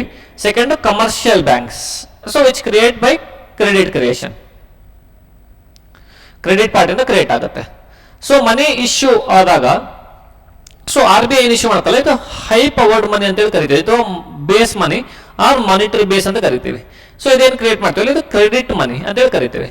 ಸೊ ಕ್ರೆಡಿಟ್ ಮನಿ ಏನ್ ಕ್ರಿಯೇಟ್ ಆಗುತ್ತೆ, ಇದೇನ್ ದುಡ್ಡು ಇಶ್ಯೂ ಆಗಿರುತ್ತಲ್ಲ ಪಬ್ಲಿಕ್ಗೆ, ಅದು ನಾವು ಬ್ಯಾಂಕ್ ಹತ್ರ ಡೆಪಾಸಿಟ್ ಇಟ್ಟಾಗ ಆ ಡೆಪಾಸಿಟ್ ಇಟ್ಕೊಂಡು ಬ್ಯಾಂಕ್ ಏನ್ ಮಾಡುತ್ತೆ, ದ ಬ್ಯಾಂಕ್ಸ್ ಮೇನ್ ಡ್ಯೂಟಿ, ಬ್ಯಾಂಕಿನ ಮುಖ್ಯ ಕೆಲಸ ಏನು, ಜನರ ಹತ್ರ ಡೆಪಾಸಿಟ್ ಆಕ್ಸೆಪ್ಟ್ ಮಾಡೋದು ಮತ್ತೆ ಬೇರೆಯವರಿಗೆ ಲೋನ್ ಕೊಡೋದು. ಡೆಪಾಸಿಟ್ ತಗೊಳ್ಳೋದು, ಲೋನ್ ಕೊಡೋದು, ಡೆಪಾಸಿಟ್ ತಗೊಳ್ಳೋದು, ಲೋನ್ ಕೊಡೋದು. ಇದೇ ತರ ಮಾಡೋದಕ್ಕೆ ನಾವು ಕ್ರೆಡಿಟ್ ಕ್ರಿಯೇಷನ್ ಅಂತ ಹೇಳಿ ಕರಿತೇವೆ. ಸೊ ಆ ಕ್ರೆಡಿಟ್ ಕ್ರಿಯೇಷನ್ ಮಾಡ್ಬೇಕಾದಾಗ RBI ಒಂದಷ್ಟು ರೂಲ್ಸ್ ಇದೆ. ನೀ 100 rupees ಡೆಪಾಸಿಟ್ ಆಕ್ಸೆಪ್ಟ್ ಮಾಡಿದಾಗ ನೀ 100 rupees ಲೋನ್ ಕೊಡಕ್ ಆಗಲ್ಲ. ಯಾಕಂದ್ರೆ RBI ಹೇಳುತ್ತೆ every bank has to keep something called as reserve ratio. Reserve ratio ಇಟ್ಕೊಳ್ಳೇಬೇಕು. ಸರ್ ಎಷ್ಟು ಇಟ್ಕೋಬೇಕು ರಿಸರ್ವ್ ರೇಷಿಯೋ? ಅದಕ್ಕೆ ನಾವು 2 ಟೈಪ್ ಆಫ್ ರಿಸರ್ವ್ ಇದೆ, ಒಂದು CRR ಇದೆ, ಒಂದು SLR ಇದೆ. ಸೊ ಇವೆರಡು ಬಿಟ್ಟು ಇವೆರಡು ಎಷ್ಟೆಷ್ಟಿದೆ ಪರ್ಸೆಂಟೇಜ್, ಒಂದು 4%, ಒಂದು 18% ಆ ಥರ ಇರುತ್ತೆ. For example I am taking 10% for easy understanding. 10% for easy understanding. Sir ಏನಿದೆ ಈಸಿ ಅಂಡರ್ಸ್ಟ್ಯಾಂಡಿಂಗ್ ಅಂದ್ರೆ ನಿಮ್ಗೆ ಗೊತ್ತಾಗುತ್ತೆ. ಯಾರಾದ್ರೂ 100 rupees ಡೆಪಾಸಿಟ್ ಇಟ್ಟರೆ ಯಾವ್ದ್ರಲ್ಲಿ, SBI ಅಲ್ಲಿ. ಸೊ SBI ಕ್ಯಾನ್ 100 ಇನ್ಕಮ್ ಆಗುತ್ತೆ, 10 rupees ರಿಸರ್ವ್ ರೇಷಿಯೋ ಇಡಬೇಕು, 90 rupees ಅಷ್ಟೇ ಲೋನ್ ಕೊಡ್ಬೇಕು ಅದಕ್ಕೆ. ಸೊ 100 - 10%, 90 ಯಾರು ಕೊಟ್ಟರು? ಈಗ ಇದು ಈ ಪರ್ಸನ್ ಎ ಇದು ಪರ್ಸನ್ ಬಿ ಗೆ ಲೋನ್ ಕೊಟ್ಟರು. ಸೊ ಪರ್ಸನ್ ಬಿ ಬೇರೆ ಅಕೌಂಟ್ ಅಲ್ಲಿ ಬೇರೆ ಬ್ಯಾಂಕ್ ಅಲ್ಲಿ ಅಕೌಂಟ್ ಮೇಂಟೈನ್ ಆಗ್ತಾ ಇದ್ದಾರೆ, ಅವನ್ ಬ್ಯಾಂಕಿಗೆ 90 rupees ಡೆಪಾಸಿಟ್ ಆಗುತ್ತೆ. ಎಸ್ ನನ್ನ ದುಡ್ಡಲ್ಲಿ ಇದೆ, ಅದ್ರ ಜೊತೆಗೆ ಅದು 9 rupees - 10% ಅಂದ್ರೆ 9 rupees ರಿಸರ್ವ್ ಇರುತ್ತೆ. ಸೊ 81 rupees ಲೆಂಡ್ ಮಾಡುತ್ತೆ. ಅಗೇನ್ ಅದು ಪರ್ಸನ್ ಸಿ ಕೊಡುತ್ತೆ. ಇದು ಈ ತರ ಡಿ ಅಗೇನ್ 10% ಇಟ್ಕೊಂಡು ಅದು ಈಗ ಹೋಗುತ್ತೆ. ಈ ತರ ಕಂಟಿನ್ಯೂ ಹಾಕೊಂತಾನೆ ಹೋಗುತ್ತೆ. ಸರ್ ಎಲ್ಲಿವರೆಗೂ ಅದು 0 ಆಗುತ್ತಲ್ಲ ಅಲ್ಲಿವರೆಗೂ ಹೋಗುತ್ತೆ ಅದು. ಸರ್ ಎಷ್ಟಾಗುತ್ತೆ ಟೋಟಲ್ ಕ್ರಿಯೇಷನ್? ಅದಕ್ಕೆ ನಾವು 1 divided by R deposits divided by reserve ratio. ಇದು ಡೆಪಾಸಿಟ್ 100 ಇತ್ತು, ರಿಸರ್ವ್ ರೇಷಿಯೋ 10% ಇತ್ತು ಅಂದ್ರೆ ಟೋಟಲಿ 1000 rupees ಕ್ರಿಯೇಟ್ ಆಗಿರುತ್ತೆ. 1000 ಅಂದ್ರೆ ಏನು? 1000 ಡಿವೈಡೆಡ್ ಬೈ 100 ಅಂದ್ರೆ 10 times ಮಲ್ಟಿಪ್ಲೈಯರ್ ಇದೆ. This is what we call it as credit creation. So 10 ರೂಪಾಯಿ ಇರೋ ಜಾಗದಲ್ಲಿ 20 ರೂಪಾಯಿ ಇಟ್ಟು ಅಂತ ಇಟ್ಕೊಳ್ಳಿ, ನೆಕ್ಸ್ಟ್ ಲೋನ್ ಕೊಡೋ ಟೈಮ್ಗೆ ಏನ್ ಬರುತ್ತಲ್ಲ ಅದು ಕಡಿಮೆ ಆಗುತ್ತೆ, ಜಾಸ್ತಿ ಲೋನ್ ಕೊಡೋಕ್ಕಾಗಲ್ಲ. 10 ರೂಪಾಯಿ ಇರೋ ಜಾಗದಲ್ಲಿ ಬರೀ 5 ರೂಪಾಯಿ ಇಟ್ಟರೆ ಜಾಸ್ತಿ ಲೋನ್ ಕೊಡ್ಬೋದು. ಸೊ ಅದೇ ತರ ಎಕ್ಸಸ್ ರಿಸರ್ವ್ ಇಟ್ಟರೆ, ಹೈಯರ್ ರಿಸರ್ವ್ ಇಟ್ಟರೆ ಲೆಂಡಿಂಗ್ ಲೋ ಆಗುತ್ತೆ, ಅದರ ಸಲುವಾಗಿ ಕ್ರೆಡಿಟ್ ಕ್ರಿಯೇಷನ್ ಕಡಿಮೆ ಆಗುತ್ತೆ. ಇದು ಕಂಪಲ್ಸರಿ ರಿಸರ್ವ್ ಇಡಲೇಬೇಕು. So money multiplier is equal to 1 divided by CRR. So 1 divided by CRR ಅಂದ್ರೆ 10% ಇದೆಯಲ್ಲ, ಮಾಡಿದ್ರೆ 10 times ಸಿಗುತ್ತೆ. ಸೊ ಇಲ್ಲಿ ಏನ್ ಬಂದಿದೆ ಅಲ್ಲ ನಮಗೆ ಆ 10 times ಸಿಗುತ್ತೆ. Same question number 39. So last question ಇದೆ ಸೆಕ್ಷನ್ ಡಿ ಅಲ್ಲಿ.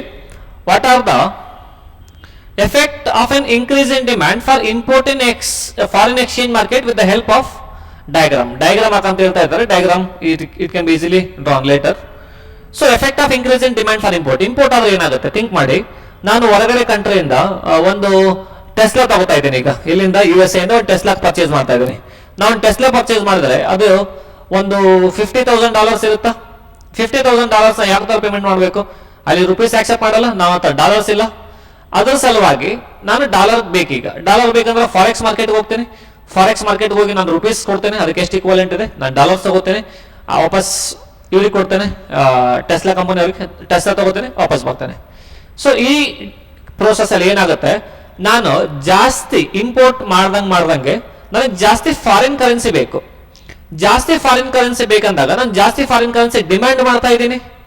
ಜಾಸ್ತಿ ಫಾರಿನ್ ಕರೆನ್ಸಿ ಡಿಮ್ಯಾಂಡ್ ಆಗ್ತಾ ಇದೆ ಅಂದ್ರೆ ಡಿಮ್ಯಾಂಡ್ ಇನ್ಕ್ರೀಸ್ ಆದಾಗ ಅದ್ರ ಪ್ರೈಸು ಜಾಸ್ತಿ ಆಗುತ್ತೆ. Oh yes, that is how it works. So again ಅವ್ರದ್ದು ಡಿಮ್ಯಾಂಡ್ ಜಾಸ್ತಿ ಆಗುತ್ತೆ ಅಂದ್ರೆ ನಮ್ದು ಸಪ್ಲೈ ಜಾಸ್ತಿ ಆಗುತ್ತೆ, ಯಾಕಂದ್ರೆ ನಾವು ಜಾಸ್ತಿ ರುಪೀಸ್ ಕೊಡ್ತಾ ಇದೀವಿ.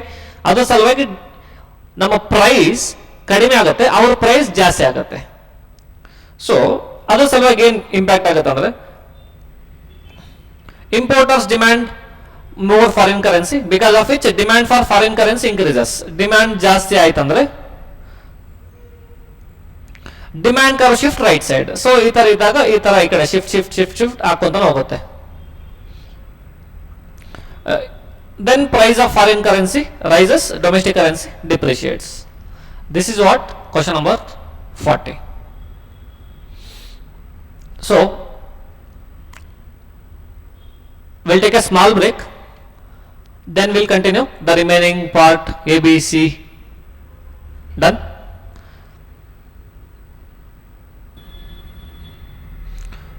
So we'll continue.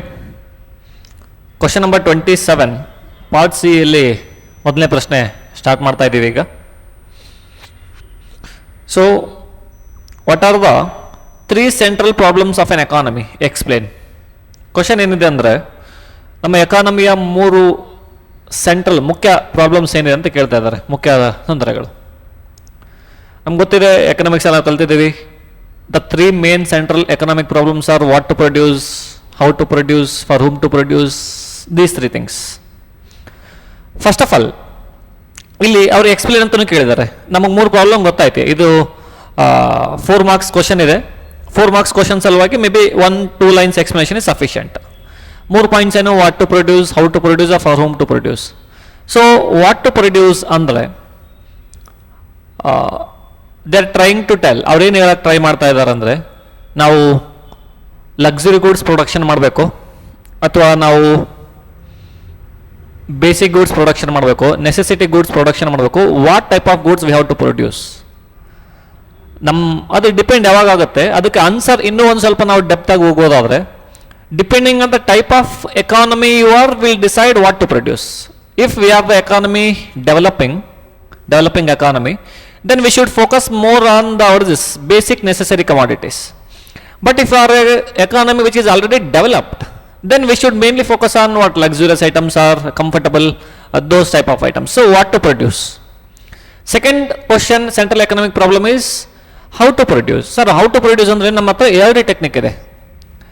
either we use the machinery for the purpose of production or we use labor for the purpose of production. ಎರಡರಲ್ಲಿ ಒಂದು ಯಾವ್ದಾದ್ರು ಯೂಸ್ ಮಾಡ್ಕೊಂಡು ಪ್ರೊಡಕ್ಷನ್ ಮಾಡ್ಬೋದು. ಸರ್ ಯಾವ್ದು ಯೂಸ್ ಮಾಡಬೇಕು depending on the type of country. ನಮ್ಮ country ಏನಾದರೂ developed country ಇದೆ, ಟೆಕ್ನಾಲಜಿ ಭಾಳ ಇದೆ, ಪಾಪ್ಯುಲೇಷನ್ ಕಡಿಮೆ ಇದೆ, ಆ ಥರ ಏನಾದರೂ ಇದ್ದಾಗ ನಾವು ಟೆಕ್ನಾಲಜಿ ಆಟೋಮೇಷನ್ ಯೂಸ್ ಮಾಡ್ಕೊಂಡು ಪ್ರೊಡಕ್ಷನ್ ಮಾಡ್ತೇವೆ. ಬಟ್ ಲೇಬರ್ ಯಾವಾಗ ಯೂಸ್ ಮಾಡ್ತೇವೆ, labour type of economy like India where population is more of people are unemployed, ಭಾಳ ಜನ ಅನ್ಎಂಪ್ಲಾಯ್ಡ್ ಇದ್ದಾರೆ ಅಂತ ಕೆಟ್ಟ ಸಮಯದಲ್ಲಿ ನಾವು ಲೇಬರ್ ಟೆಕ್ನಿಕ್ ಯೂಸ್ ಮಾಡ್ತೇವೆ, ಒಂದು ಲೇಬರ್ ಅಥವಾ capital. Then third one is for whom to produce, what to produce, how to produce, for whom to produce. See there. So, three central economic problems in an economy are what to produce, choice of goods, how to produce, techniques, that is labor or capital technique, for whom to produce, who are your customers. So, why we should make this choice? Because we know that all the resources are scarce in an economy, all the resources are scarce in an economy, limited resources are there. But the wants are unlimited of a people. ಎಲ್ಲರದು available ಇರೋ ದುಡ್ಡು ಭಾಳ ಕಡಿಮೆ ಇದೆ, resources ಭಾಳ ಕಡಿಮೆ ಇದೆ, but ಅವರ ಅವಶ್ಯಕತೆಗಳು ಭಾಳ ಜಾಸ್ತಿ ಇದೆ. ಎಕ್ಸಾಂಪಲ್, ನನಗೆ ಸ್ಟಾರ್ಟಿಂಗ್ ನನಗೆ ಬ್ಲಾಕ್ ಕಲರ್ ಶರ್ಟ್ ಬೇಕನ್ನಿಸ್ತು, ನನ್ನ ಹತ್ರ ಒಂದು 1000 ರೂಪೀಸ್ ಇದೆ, ತೊಗೊಂಡೆ. ಮತ್ತೆ ನಾನು ಇದು ತೊಗೊಂಡ್ಮೇಲೆ ಮತ್ತೊಂದು ತೊಗೋಬೇಕನ್ನಿಸ್ತು, ಬಟ್ ನನ್ನ ದುಡ್ಡಿಲ್ಲ. ನಂಗೆ ಇನ್ನೊಂದು ಶರ್ಟು ತೊಗೋಬೇಕನ್ಸುತ್ತೆ, ಇನ್ನೊಂದು ಬೈಕ್ ತೊಗೋಬೇಕನ್ಸುತ್ತೆ, ಇನ್ನೊಂದು ಮೊಬೈಲ್ ತೊಗೋಬೇಕನ್ಸುತ್ತೆ. ಇದಕ್ಕೆ ಯಾವುದಕ್ಕೂ ನನ್ನ ಹತ್ರ ದುಡ್ಡಿಲ್ಲ. ಅದ್ರ ಸಲುವಾಗಿ ನಾವು ಹೇಳ್ತೀವಿ the wants are unlimited but the resources are limited. ಅದರ ಸಲುವಾಗಿನೇ ಈ ಪ್ರಾಬ್ಲಮ್ಗೆ ನಾವು ಕರೆಕ್ಟಾಗಿ ಸೊಲ್ಯೂಷನ್ ಕಂಡುಹಿಡಬೇಕು. This is what you should answer. The next question is, suppose an individual buys 20 apples at price of 8 per apple. ಅಂದ್ರೆ initial price will write it here, price and quantity.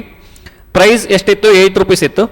And if the price increases to 10, 8 ಇದ್ದಿದ್ದು 10 ಆದರೆ she reduces demand of apple to 16. 8 ಇದ್ದಾಗ ಎಷ್ಟು ತಗೋತಾ ಇದ್ರು, 20 apples, 10 rupees ಆದಾಗ 16 apple ಆಗುತ್ತೆ. So once it is 16 apples, find out the price elasticity of demand. ಇದು elasticity of price ಕಂಡಿಡ ಕೇಳ್ತಾ ಇದ್ದಾರೆ. ಸೊ ನಾವು ಲಾಸ್ಟ್ ಕ್ವಶನ್ ಪೇಪರಲ್ಲೂ ಮಾಡಿದ್ವಿ, ಈ ಕ್ವಶನ್ ಪೇಪರಲ್ಲೂ ಮಾಡ್ತಾ ಇದ್ದೀವಿ. Sir how to find out price elasticity of price equal to percentage change in quantity demanded due to percentage change in price. Sir ಏನು percentage change of quantity demanded in percentage change of price is equal to quantity demanded ಎಷ್ಟಿದೆ, 20 ಇದ್ದಿದ್ದು 16 ಆಯಿತು. So 20 minus 16 divided by 20 into 100. ಇದು ಇದು ನೀವು 16 ಆದರೂ ತೊಗೋಬೋದು, 20 ಆದರೂ ತೊಗೋಬೋದು. 16 minus 20. So new quantity minus old quantity divided by old quantity multiplied by 100. So ಅದೇ ಥರ ನಾವೇನು ಮಾಡ್ತೀವಿ, ಸೇಮ್ ಪ್ರೈಸ್ಗೂ ಕಂಡುಹಿಡ್ಬೇಕು ನಾವು. ಪ್ರೈಸ್ಗೂ ಕಂಡುಹಿಡಿದ್ರೆ ಇಲ್ಲಿ ಏನಾಗುತ್ತೆ, new price is equal to how much, 10 rupees. 10 minus 8 divided by 8 into 100. So ಎಷ್ಟಾಗುತ್ತೆ, 16 ಬೈ ಮೈನಸ್ 20 ಅಂದರೆ ಮೈನಸ್ 4 ಬೈ 20, ಮೈನಸ್ 4 ಬೈ 20 ಆಗುತ್ತೆ. ಮೈನಸ್ 4 ಬೈ 20 ಅಂದರೆ 4 2 1 2 4. ಸೊ ಐ ಥಿಂಕ್ 20% ಕಡಿಮೆ ಆಗಿದೆ, ಇದು minus 20%. So elasticity of is equal to minus 20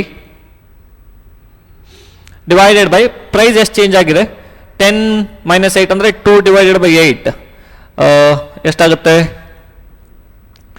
2 by 8% ಮಾಡಿದ್ರೆ 25 ಆಗುತ್ತೆ. So 20% divided by 25%. So 20 by 25 ಮಾಡಿದ್ರೆ 20 ಡಿವೈಡೆಡ್ ಬೈ 25 ಮಾಡಿದ್ರೆ 0.8. ಇದು ಒಂದು ನೆಗೆಟಿವ್ ಅಲ್ಲಿರೋ ಸಲುವಾಗಿ ಈಸ್ ಈಕ್ವಲ್ ಟು ಮೈನಸ್ 0.8 ಅಂತ ಹೇಳ್ತೀನಿ, ಕರಿತೀವಿ ನಾವು. Is equal to elasticity of demand. But ನಾವಿಲ್ಲಿ ಮೈನಸ್ 8 ಅಂತ ಯಾಕೆ ತಗೋತೀವಿ, ಯಾಕಂದರೆ ಡಿಮ್ಯಾಂಡ್ ಮತ್ತು ಪ್ರೈಸ್ ಮಧ್ಯದಲ್ಲಿ ಇನ್ವರ್ಸ್ ರಿಲೇಷನ್ಶಿಪ್ ಇದೆ. ಇದ್ರ ಸಲುವಾಗಿ ನಾವು ಮೈನಸ್ ಸಿಂಬಲ್ ಕನ್ಸಿಡರ್ ಮಾಡ್ತಾ ಇದ್ದೀವಿ. ಅದು ಬಿಟ್ಟರೆ ಮೈನಸ್ ಸಿಂಬಲ್ಗೆ ಏನು ಅಷ್ಟಿಲ್ಲ. Magnitude is for the purpose of magnitude we ignore that. So initial price, initial quantity, new price, new quantity. Elasticity is 0.8. It is inelastic. Anything which is less than 1 is inelastic. Sign negative but magnitudes is used. Magnitude ಅಂದ್ರೆ ಎಷ್ಟು quantum ಆಗಿದೆ ಅದಕ್ಕೆ ನಾವು use ಮಾಡ್ತಾ ಇದ್ದೀವಿ. 28 ಆಯಿತು. Write about shutdown point, normal profit and break even point. Sir ಏನು shutdown point, normal profit and break even point? So ನಮ್ಗೆ ಗೊತ್ತಿರೋ ಹಾಗೆ land plus labour plus capital plus entrepreneurship 4 ಇದೆ ಅಲ್ಲ, ಇದಕ್ಕೇನು ಕೊಡ್ತೇವೆ ನಾವು? ಇದಕ್ಕೆ ರೆಂಟ್ ಕೊಡ್ತೇವೆ, ಪ್ಲಸ್ ವೇಜಸ್ ಕೊಡ್ತೇವೆ, ಪ್ಲಸ್ ಇಂಟ್ರೆಸ್ಟ್, ಪ್ಲಸ್ ಪ್ರಾಫಿಟ್. ಇದೆಲ್ಲ ಸೇರಿದ್ರೆ ಫ್ಯಾಕ್ಟರ್ ಕಾಸ್ಟ್ ಅಂತ ಕರಿತೇವೆ ನಾವು, ನ್ಯಾಷನಲ್ ಇನ್ಕಮ್ ಅಕೌಂಟಲ್ಲಿ ಮಾತಾಡಿದ್ದು. ಸೊ ಫ್ಯಾಕ್ಟರ್ ಕಾಸ್ಟಲ್ಲಿ ಏನಿದೆ ಅಲ್ಲ, ಕನ್ಸಿಡರ್ ಫ್ಯಾಕ್ಟರ್ ಕಾಸ್ಟ್ 100 ರೂಪಾಯಿ ಇದೆ ಅಂತ ಇಟ್ಕೊಳ್ಳಿ. ಈಗ ನಾನು ಸೆಲ್ಲಿಂಗ್ ಪ್ರೈಸನ್ನು ನಾನು 100 ರೂಪಾಯಿ ಮಾಡಿದೆ ಅಂತ ಇಟ್ಕೊಳ್ಳಿ. I am ignoring the tax related part. If I keep selling price as 100, keep it aside the tax related, indirect tax ಬಿಡಿ. If I keep it as 100, ನಂದು ಕಾಸ್ಟ್ 100 ಇದೆ, cost is equal to also 100. So if I sell at the same cost, the selling price, then we call it as we are making the normal profit. What is normal profit? Entrepreneurship is charging the profit. So if I am able to sell it for a thing which is more than 100 rupees, for example ನಾನು 120 rupees cell ಮಾಡ್ತಾ ಇದ್ದೀನಿ. So anyway ಇಲ್ಲಿ ಆಗಲೇ ಒಂದು ಸ್ವಲ್ಪ 10 rupees profit ಇದ್ದೇ ಇದೆ, normal profit. ಅದಕ್ಕಿಂತ ಎಕ್ಸಸ್ ಆಗಿ ಏನು ಸೇಲ್ ಮಾಡಿದ್ರೆ ನಾವು ಸೂಪರ್ ನಾರ್ಮಲ್ ಪ್ರಾಫಿಟ್ ಅಂತ ಕರಿತೀವಿ. This is what normal profit. Super normal profit ಇಲ್ಲಿ ಕೊಟ್ಟಿಲ್ಲ. ನಾರ್ಮಲ್ ಅಂದ್ರೆ any profit which is included in the factor cost is called as normal profit, which is already there by way of cost. Then break shut down point. What is shut down point? ನೀವು ಯಾವಾಗ ನಿಮ್ದು variable cost ಒಂದು recovery ಮಾಡೋಕ್ಕಾಗಲ್ಲ. For example ನಾನೀಗ class ತಗೋಬೇಕಾದಾಗ ನಾನೊಂದಷ್ಟು laptop setup ಮಾಡಿದ್ದೀನಿ, TV setup ಇದೆ, ಇಲ್ಲಿ ಐಪ್ಯಾಡ್ ಸೆಟಪ್ ಇದೆ, ಮತ್ತೊಂದು ಟೇಬಲ್ ಬೆಂಚ್ ಎಲ್ಲ ಇದೆ, ಇಲ್ಲೆಲ್ಲ ಸ್ಟೂಡೆಂಟ್ ಕೂಡ ಇದೆ. ನಾನು ಅಟ್ಲೀಸ್ಟ್ ಇದ್ರದ್ದು ಎಲೆಕ್ಟ್ರಿಸಿಟಿ, ಇದ್ರದ್ದು ರೆಂಟ್, ನನಗೆ ಏನೇನು ಕಾಸ್ಟ್ ಆಗುತ್ತಲ್ಲ ರಿಕರಿಂಗ್ ಕಾಸ್ಟ್ ಕಂಟಿನ್ಯೂಸ್ಲಿ, ಆ ಕಾಸ್ಟ್ ಅದು ರಿಕವರಿ ಮಾಡ್ಬೇಕು. ನಾನು ಆ ಕಾಸ್ಟ್ ರಿಕವರಿ ಮಾಡೋಕೆ ಆಗ್ತಾ ಇಲ್ಲ ಅಂದ್ರೆ then I should shut down. For example ಎಲ್ಲ ಖರ್ಚು ವೇರಿಯಬಲ್ ಎಕ್ಸ್ಪೆನ್ಸಸ್ ಏನಿದೆ ಅಲ್ಲ, ಅದು 100 ರೂಪಾಯಿ ಇದೆ, ನಾನು 100 ರೂಪಾಯಿಗಿಂತ ಕಡಿಮೆ ರೆವೆನ್ಯೂ ಮಾಡ್ತಾ ಇದೆ ಅಂದ್ರೆ I should not do the business. If I am making the 100 rupees revenue, then cost equal to revenue. So that is what we point called as shut down point. ಅದಕ್ಕಿಂತ ಜಾಸ್ತಿ ಆದ್ರೆ ರನ್ ಮಾಡಿ, ಅದಕ್ಕಿಂತ ಕೆಳಗಡೆ ಆದ್ರೆ ಸ್ಟಾಪ್ ಮಾಡಿ. ಇದು shut down point ಅಂತೇಳಿ ಕರಿತೇವೆ ನಾವು. Okay, then break even point. Break even point is something like costing concept. ಅಲ್ಲಿ ಏನು ಹೇಳ್ತೀವಿ ನಾವು, ನಾನು ಬಿಸ್ನೆಸ್ ರನ್ ಮಾಡಬೇಕಾದ್ರೆ ನಂದು ಏನು ರೆವೆನ್ಯೂ ಜನರೇಟ್ ಆಗ್ತಾ ಇದೆ ಅಲ್ಲ, ಆ ರೆವೆನ್ಯೂ ನಂದು ಅಷ್ಟು ಕಾಸ್ಟ್, ಟೋಟಲ್ ಕಾಸ್ಟ್ ರಿಕವರಿ ಮಾಡ್ತಾ ಇದೆ. ಅದಕ್ಕಿಂತ 1 ರೂಪಾಯಿ ಜಾಸ್ತಿ ಬಂದರೂ ನನ್ನ ಪ್ರಾಫಿಟ್, ಅದಕ್ಕಿಂತ 1 ರೂಪಾಯಿ ಕಡಿಮೆ ಬಂದರೂ ನನ್ನ ಲಾಸ್. ಬ್ರೇಕ್ ಇವನ್ ಪಾಯಿಂಟ್ ಅಂದ್ರೆ the point where cost is equal to revenue. ಅದು ನಮ್ದು zero profit point. Break even point ನಾವು ಝೀರೋ ಪ್ರಾಫಿಟ್ ಪಾಯಿಂಟ್ ಅಂತ ಕರಿತೀವಿ. Break even point. See there.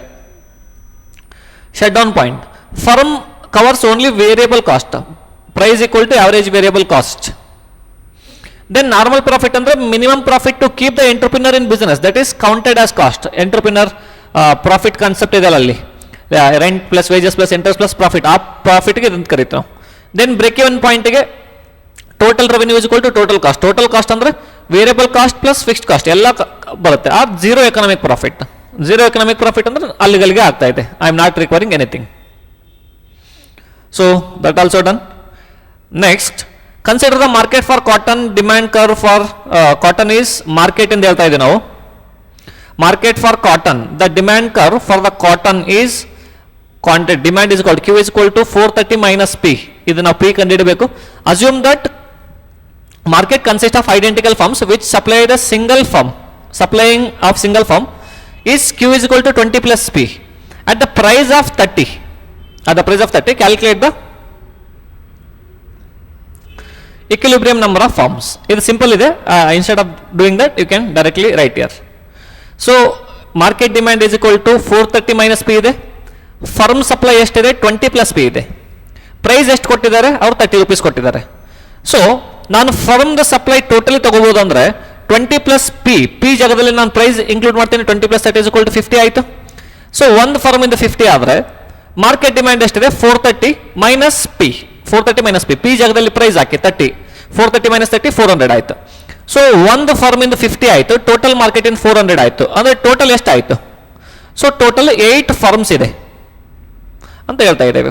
Number of firms divided market supply divided by firm supply is equal to 8 firms. 400 divided by 50. It is just P ಜಾಗದಲ್ಲಿ ನೀವು price ಹಾಕಿ divided by ಮಾಡಿ ನೀವು individual ತಗೊಬನ್ನಿ. Then ಈ question ಎಲ್ಲಿ discuss ಮಾಡುವ? Emergence of macro economics. Macro economics ಯಾವ ಥರ ಡೆವಲಪ್ ಆಯ್ತು ಅಂತ ಕೇಳ್ತಾ ಇದ್ದಾರೆ. ಇದು ಪೂರಾ ಥಿಯರಿ ಕ್ವಶನ್ ಇದೆ. I don't think I have to discuss anything. You have to read it and remember it. ನಮಗೆ ಒಂದು ಸ್ವಲ್ಪ ಗ್ರೇಟ್ ಡಿಪ್ರೆಷನ್ ಆಯ್ತು 1930. Again classical theory failed to explain unemployment. Again Keynesian developed some theory of income, unemployment and demand. So GDP, inflation etcetera. ಅದು ನೀವು self study ಮಾಡಿ. Question number 31 ಅದರಲ್ಲೇನು ನನ್ನ ಸಹಾಯ ಏನೂ ಬೇಕಾಗಿಲ್ಲ. That is totally what this self readable question. Write about the functions of RBI, reserve bank of India. ನಮ್ಮ ಕಂಟ್ರಿಯ ಸೆಂಟ್ರಲ್ ಬ್ಯಾಂಕ್ನ ಫಂಕ್ಷನ್ಸ್ ಏನಿದೆ, ಏನು ಮಾಡುತ್ತೆ ಅದು? Our countries function does mainly ನಮ್ಗೆ ಗೊತ್ತಿದೆ. Reserve bank is the lender of last resort. Reserve bank generally deals with banks, banks will deal with us. Reserve bank ಯಾವತ್ತೂ ಡೈರೆಕ್ಟ್ಲಿ ನಮ್ಮ ಹತ್ರ ಡೀಲ್ ಮಾಡಲ್ಲ. ರಿಸರ್ವ್ ಬ್ಯಾಂಕ್ ಹತ್ರ ಡೀಲ್ ಮಾಡುತ್ತೆ, ನಾವು bank ಹತ್ರ ಡೀಲ್ ಮಾಡ್ತೀವಿ. ಫಾರ್ ಎಕ್ಸಾಂಪಲ್, ನನಗೆ ಒಂದು ಹೌಸಿಂಗ್ ಲೋನ್ ಬೇಕಾಗಿದೆ ಅಂತ ಇಟ್ಕೊಳ್ಳಿ. ನಾನು ಹೌಸಿಂಗ್ ಲೋನ್ ಸಲುವಾಗಿ ನಾನು ರಿಸರ್ವ್ ಬ್ಯಾಂಕಿಗೆ ಹೋಗಲ್ಲ, ನಾನು ಸ್ಟೇಟ್ ಬ್ಯಾಂಕ್ ಆಫ್ ಇಂಡಿಯಾಗೆ ಹೋಗ್ತೇನೆ, ಇಲ್ಲ HDFC, ಇಲ್ಲ ICICI, ಮತ್ತೊಂದು ಬ್ಯಾಂಕಿಗೆ ಹೋಗ್ತೇನೆ. ಹೋದ್ಮೇಲೆ ಅವ್ರಿಗೆ ದುಡ್ಡು ಎಲ್ಲಿಂದ ಬರುತ್ತೆ? ಮೇ ಬಿ ನಮ್ಮ ಡೆಪಾಸಿಟ್ ಕಡೆಯಿಂದ ಬರುತ್ತೆ. ಅವ್ರು ಯಾವ ಥರ ಇಶ್ಯೂ ಮಾಡಬೇಕು, ಎಷ್ಟು ರಿಸರ್ವ್ ಇಡಬೇಕು, ಎಲ್ಲಾನು ಕಂಟ್ರೋಲ್ ಮಾಡೋದು ರಿಸರ್ವ್ ಬ್ಯಾಂಕ್ ಕಂಟ್ರೋಲ್ ಮಾಡುತ್ತೆ. This is what some functions. ನಮ್ಮ ಕಂಟ್ರಿಲಿ ಕರೆನ್ಸಿ ನೋಟ್ ಏನಿದೆ ಅದನ್ನು ಇಶ್ಯೂ ಮಾಡೋದು RBI. ಎಲ್ಲಾನು RBI. ಮೇನ್ ಬ್ಯಾಂಕಿಂಗ್ ರಿಲೇಷನ್, ಎಷ್ಟು ಇಂಟ್ರೆಸ್ಟ್ ರೇಟ್ ಇರಬೇಕು, ಎಷ್ಟು ಇನ್ಫ್ಲೇಷನ್ ಇರಬೇಕು, everything is decided by reserve bank of India. Some functions, theoretical question, purely theoretical question. Functions of RBI, currency issuing. ನಮ್ಮ ಹತ್ರ ಏನು ನೋಟ್ಸ್ ಇದೆಯಲ್ಲ, I am talking about just notes, not the coins. No currency issuing, all the currency notes are being issued by central bank of India, that is reserve bank of India. Sir ಮತ್ತೆ coins ಯಾರು issue ಮಾಡ್ತಾರೆ? Coins issue ಮಾಡಲ್ಲ, coins mint ಆಗುತ್ತೆ. ಅಂದ್ರೆ ಒಂಥರ mint ಅಂದ್ರೆ ಗೊತ್ತಲ್ಲ, royal mint ಆ ಥರ ಹೇಳ್ತೀವಲ್ಲ ನಾವು, ತಯಾರು ಮಾಡೋದು. Generally the coins are taken care by ministry of finance ministry taken care ಮಾಡುತ್ತೆ ಕಾಯಿನ್ಸ್ ಎಲ್ಲ ಇತ್ತಂದ್ರೆ. Then banker to the government. ಗವರ್ನಮೆಂಟಿಗೆ ಯಾವಾಗ ಏನಾದ್ರು ದುಡ್ಡು ಬೇಕಾಯಿತು, ಎಕ್ಸ್ಟ್ರಾ ದುಡ್ಡಿದೆ, ಅದಕ್ಕೆ ನಾವು RBI ಕಡೆ ಹೋಗುತ್ತೆ. Banker to the government. Bankers bank, that means ನಮಗೆ SBI bank in the bank, ಬಾಪ್ ಕ ಬಾಪ್ ಅಜ್ಜ. Don't take it other way, it just this out of the context. So bankers bank is reserve bank of India. ಬ್ಯಾಂಕಿಗೆ ಏನಾದ್ರು problem ಆದ್ರೆ ಅದು reserve bank ಕಡೆ ಹೋಗುತ್ತೆ. Then controller of credit. ನಮ್ಮ ದೇಶದಲ್ಲಿ ಎಷ್ಟು ಸಾಲ ಕೊಡಬೇಕು, ಎಷ್ಟು ಮನಿ ಸಪ್ಲೈ ಇರಬೇಕು, ಇದೆಲ್ಲಾನು ಡಿಸೈಡ್ ಮಾಡೋದು ರಿಸರ್ವ್ ಬ್ಯಾಂಕ್. ಸರ್ ಯಾವ ಥರ ಡಿಸೈಡ್ ಮಾಡುತ್ತೆ? There is something called as reserve ratios, mainly CRR, SLR, cash reserve ratio, statutory liquidity ratio, and bank rate discount ಮಾಡೋದೆಲ್ಲ ಇದೆ. ಸೊ ಇದು ಜಾಸ್ತಿ ರಿಸರ್ವ್ ರೇಷಿಯೋ ಆದರೆ ಕ್ರೆಡಿಟ್ ಕಡಿಮೆ ಆಗುತ್ತೆ, ರಿಸರ್ವ್ ರೇಷಿಯೋ ಕಡಿಮೆ ಆದರೆ ಕ್ರೆಡಿಟ್ ಜಾಸ್ತಿ ಆಗುತ್ತೆ. ನಾವು ಕ್ರೆಡಿಟ್ ಕ್ರಿಯೇಷನ್ ಕಾನ್ಸೆಪ್ಟಲ್ಲಿ ಮಾತಾಡಿದ್ವಿ, ಇದರಲ್ಲಿ ಮಾತಾಡಿದ್ವಿ, ಲಾಸ್ಟ್ ಕ್ವಶನ್ ಪೇಪರಲ್ಲಿ ಮಾತಾಡಿದ್ವಿ. ಕ್ರೆಡಿಟ್ ಕ್ರಿಯೇಷನ್ ಕಾನ್ಸೆಪ್ಟ್ನಲ್ಲಿ ಡಿಸೈಡ್ ಆಗುತ್ತೆ ರಿಸರ್ವ್ ರೇಷಿಯೋ. ದೆನ್ ನಾವು ಹೊರಗಡೆ ಏನಾದರೂ ಪರ್ಚೇಸ್ ಮಾಡಿದಾಗ, ಇಲ್ಲ ನಾವು ಹೊರಗಡೆಗೆ ಏನಾದರೂ ಸೆಲ್ ಮಾಡಿದಾಗ ಫಾರಿನ್ ಎಕ್ಸ್ಚೇಂಜ್ ಬಂದರೆ ಅದು ಯಾವ ಥರ ಮ್ಯಾನೇಜ್ ಮಾಡಬೇಕು, ನಾವು ಎಷ್ಟು ಫಾರೆಕ್ಸ್ ರಿಸರ್ವ್ ಇಡಬೇಕು, ಎಲ್ಲ ಮ್ಯಾನೇಜ್ ಮಾಡೋದು RBI. Then promote financial stability. ನಮ್ಮ ಕಂಟ್ರಿ ಇನ್ಫ್ಲೇಷನ್ ಮೇಂಟೈನ್ ಕರೆಕ್ಟಾಗಿ ಮಾಡಬೇಕಂದ್ರೆ ಡಗಡಗಡಗಡ, then RBI only has to take care of it. Then explain the supply side of macroeconomic equilibrium with the help of diagram. That's okay, you can do this, it is not so great. ನೀವು ಮಾಡ್ಬೋದು ಇದು question ಮತ್ತೆ. Okay, this can be done. Discuss the issue of deficit reduction in budget. Deficit reduction in budget. What is budget? Budget means ಮುಂದಿನ ವರ್ಷದಲ್ಲಿ ನಮ್ಮ ಖರ್ಚು ಎಷ್ಟಿದೆ, ಆದಾಯ ಎಷ್ಟಿದೆ, ಇವೆರಡರದ್ದು ನೆಟ್ ನಾವು ಟೋಟಲ್ ಮಾಡೋದಕ್ಕೆ ನಾವು ಬಜೆಟ್ ಅಂತ ಹೇಳ್ತಿರ್ತೀವಿ. ನೀವು ನೋಡಿರ್ಬೇಕಲ್ಲ, Shri Nirmala Sitharaman ji, finance minister of India, she will give the budget February 1st. We want to give some 3 lakh crore rupees for agriculture sector, 5 lakh crore for defense sector, multiple other things are also being there. So ಈ ಥರ ಕೊಡಬೇಕಾದಾಗ ಏನು decide ಮಾಡ್ತಾರಲ್ಲ ಅದು ನಾವು budget ಆಗೋದು February 1st. But budget related ಯಾವುದಕ್ಕೆ ಇರುತ್ತೆ ಅಂದರೆ, budget is related to April 1st to 31st March of the next year. For example, ನಾನು 1st February 2024 ಬಜೆಟ್ ಮಂಡನೆ ಮಾಡ್ತಾ ಇದ್ರೆ, ಅದು ನಾನು 1st February 2024 ಮಂಡನೆ ಮಾಡಿದ್ರೆ 1st April 2024 ಇಂದ 31st March 2025 ಆ ಪೀರಿಯಡ್ಗೆ ನಾನು ಬಜೆಟ್ ಮಂಡನೆ ಮಾಡ್ತಾ ಇದ್ದೀನಿ. ಅದಕ್ಕೆ ನಾನು budget is forecast, future related ಅಂತ ಹೇಳ್ತಾ ಇದ್ದೀನಿ. ಅದು ಪಾಸ್ಟ್ ರಿಲೇಟೆಡ್ ಇತ್ತು ಅಂದ್ರೆ ನಾವು ಬಜೆಟ್ ಅಂತ ಕರೆಯಲ್ಲ. ನಾವು ಹೇಳ್ತೀವಲ್ಲ, ಸಿಂಪಲೆಸ್ಟ್ ಎಕ್ಸಾಂಪಲ್ ಈಸ್, ಮಚ್ಚ ನಾನು ಒಂದು ಮೊಬೈಲ್ ತೊಗೋಬೇಕು ಅನ್ಕೋತಾ ಇದ್ದೀನಿ, ಮಚ್ಚ ನಿನ್ನ ಬಜೆಟ್ ಎಷ್ಟಿದೆ? ಬಜೆಟ್ ಅಂದ್ರೆ ಏನು ಅಂದ್ರೆ, ನಿನ್ನ ಮೊಬೈಲ್ ತೊಗೊಂಡ್ಮೇಲೆ ನಿನ್ನ ಬಜೆಟ್ ಎಷ್ಟಿದೆ ಅಂತ ಕೇಳಲ್ಲ. ಮೊಬೈಲ್ ತೊಗೋಬೇಕಾದ್ರೆ ಫ್ಯೂಚರ್ ರಿಲೇಟೆಡ್ ಇದ್ದಾಗಷ್ಟೇ ನಾವು ಬಜೆಟ್ ಬಗ್ಗೆ ಮಾತಾಡ್ತೀವಿ, ಪಾಸ್ಟ್ ರಿಲೇಟೆಡ್ ಬಗ್ಗೆ ಮಾತಾಡಲ್ಲ. ಪಾಸ್ಟ್ ಬಗ್ಗೆ ಎಷ್ಟು ಕೊಟ್ಟೆ ಮಚ್ಚ, ಅದು ಬೇರೆ. Budget is different, price is different. So ಅದು ಬಜೆಟ್ ಅಂತ ಹೇಳಿ ಕರಿತೇವೆ. Deficit reduction. What is deficit reduction? ಯಾವಾಗ ನಮ್ಮ ಖರ್ಚು, my expenditure is more then my income, we call it is a deficit budget. ಇಲ್ಲ ಸರ್ ನಮ್ದು ಇನ್ಕಮ್ ಜಾಸ್ತಿ ಇದೆ, ಖರ್ಚು ಕಡಿಮೆ ಇದೆ, ದೆನ್ ಸರ್ಪ್ಲಸ್ ಬಜೆಟ್. ಎರಡು ಈಕ್ವಲ್ ಇದ್ರೆ ಬ್ಯಾಲೆನ್ಸ್ಡ್ ಬಜೆಟ್. ಮೂರು ಟೈಪ್ ಇದೆ. ಡೆಫಿಸಿಟ್ ಬಜೆಟ್ ರಿಡಕ್ಷನ್ ಯಾವಾಗ ಆಗುತ್ತೆ? ನಾವು ಸಾಲ ಕಡಿಮೆ ಮಾಡಬೇಕು, ಇಲ್ಲ ಖರ್ಚು ಕಡಿಮೆ ಮಾಡಬೇಕು, ರೆವೆನ್ಯೂ ಜಾಸ್ತಿ ಮಾಡಬೇಕು, ಈ ಟೈಮಲ್ಲಿ ಆಗುತ್ತೆ. ಎದಕ್ಕಾಗುತ್ತೆ? ಜನ ಅವ್ರ ಹತ್ರ ದುಡ್ಡಿದೆ ಖರ್ಚು ಮಾಡಲಿಕ್ಕೆ, ನಾವು ಅನ್ನೆಸೆಸರಿ ಏನು ಕೊಡೋ ಅವಶ್ಯಕತೆ ಇಲ್ಲ. ಒಂದಷ್ಟು ಪಾಯಿಂಟ್ಸ್ ಇದೆ. So I deficit causes inflation, interest rate burden and crowding out. Sir ಏನಿದೆಲ್ಲ? ಇದೆಲ್ಲ ನಮ್ಮ ಚಾಪ್ಟರ್ಲ್ಲಿ ಡಿಸ್ಕಸ್ ಮಾಡ್ತೀವಿ ನಾವು. To reduce that, government has to raise the revenue, reduce non productive expenditure, disinvestment, improve tax compliances. What is disinvestment ಅಂದ್ರೇನು? Government ಅಂಡರಲ್ಲಿ ಇರೋ ಒಂದು ಸ್ವಲ್ಪ ಕಂಪನಿನ ಒಂದಷ್ಟು ಪರ್ಸೆಂಟೇಜ್ ಆಫ್ ಓನರ್ಶಿಪ್ ಬೇರೆಯವ್ರಿಗೆ ಮಾರೋದು. Disinvestment is different, privatisation is different, ಎರಡು ಡಿಫರೆನ್ಸ್ ಇದೆ. Then you should maintain sustainable fiscal policy to ensure the stability and growth related part. Then last question, current account components chart of balance of payment. Current account ಅಂದ್ರೆ ಏನು? ಈ ವರ್ಷದಲ್ಲೇ ಎಲ್ಲ ತಗೊಂಡು sale ಮಾಡಿ purchase ಮಾಡಿ ಈ ವರ್ಷದಲ್ಲೇ settle ಆಗೋದಕ್ಕೆ ನಾವು ಕರೆಂಟ್ ಅಕೌಂಟ್ ಅಂತ ಹೇಳಿ ಕರಿತೇವೆ. ಅದರದ್ದು ಒಂದಷ್ಟು ಪಾಯಿಂಟ್ಸ್ ಕೇಳ್ತಾ ಇದ್ದಾರೆ. Mainly the components of balance of payment R visible trade, export and imports. ಅದು ನಮ್ಮ ಕರೆಂಟ್ ಅಕೌಂಟ್ ಮೇಲೆ ಪ್ರಭಾವ ಬೀರುತ್ತೆ. ನಾವು ಜಾಸ್ತಿ ಎಕ್ಸ್ಪೋರ್ಟ್ ಮಾಡಿದ್ರೆ ನಮ್ಮ ಕರೆಂಟ್ ಅಕೌಂಟ್ ಸ್ಟ್ರಾಂಗ್ ಆಗುತ್ತೆ. ನಾವು ಜಾಸ್ತಿ ಇಂಪೋರ್ಟ್ ಮಾಡಿದ್ರೆ ಕರೆಂಟ್ ಅಕೌಂಟ್ ವೀಕ್ ಆಗುತ್ತೆ, ಯಾಕಂದ್ರೆ ನಾವು ಪೇಮೆಂಟ್ ಮಾಡಬೇಕಲ್ಲ ಫಾರೆಕ್ಸ್ ಅಲ್ಲಿ. Then invisible trades. Visible trade ಅಂದ್ರೆ ಏನು? ನಮ್ಗೆ ಗೊತ್ತಾಗುತ್ತೆ. ನಾನು ಈ ಪೆನ್ ಮಾರ್ತಾ ಇದ್ದೀನಿ, ಈ ಮೊಬೈಲ್ ಮಾರ್ತಾ ಇದ್ದೀನಿ, ಕಾಣ್ತಾ ಇದೆ. ಇನ್ವಿಸಿಬಲ್ ಅಂದ್ರೆ ಸರ್ವಿಸಸ್. ಜನರಲಿ ನಾನೀಗ ಕ್ಲಾಸ್ ತಗೋತಾ ಇದ್ದೀನಿ, ನನ್ನ ಸರ್ವಿಸ್ ಕಾಣಲ್ಲ, ಇದು ಫೀಲ್ ಮಾಡಬೇಕಷ್ಟೇ. ಅದು example I T sector, tourism, banking etcetera. Then income flows, interest, dividend. FDI FPI ಕೇಳಿರ್ಬೇಕಲ್ಲ ನೀವು, foreign direct investment and foreign portfolio investment. ಬೇರೆಯವ್ರು ನಮ್ಮ ಹತ್ರ ಬಂದು ಇನ್ವೆಸ್ಟ್ ಮಾಡಿದಾಗ ನಾವು ಅವ್ರಿಗೆ ಡಿವಿಡೆಂಟ್ ಕೊಡಬೇಕು, ಬೇರೆಯವ್ರು ನಮ್ಮ ಬ್ಯಾಂಕಲ್ಲಿ ಬಂದು ಡೆಪಾಸಿಟ್ ಇಟ್ಟಾಗ ನಾವು ಅವ್ರಿಗೆ ಇಂಟ್ರೆಸ್ಟ್ ಕೊಡಬೇಕು. The same goes for our country also. Then last one is transfers, remittance, gift, grants. What is remittance? Remittance ಅಂದರೆ ಒಂದು ಕಡೆ ಅರ್ನ್ ಮಾಡಿ ಇನ್ನೊಂದು ಕಡೆ ಕಳಿಸೋದು.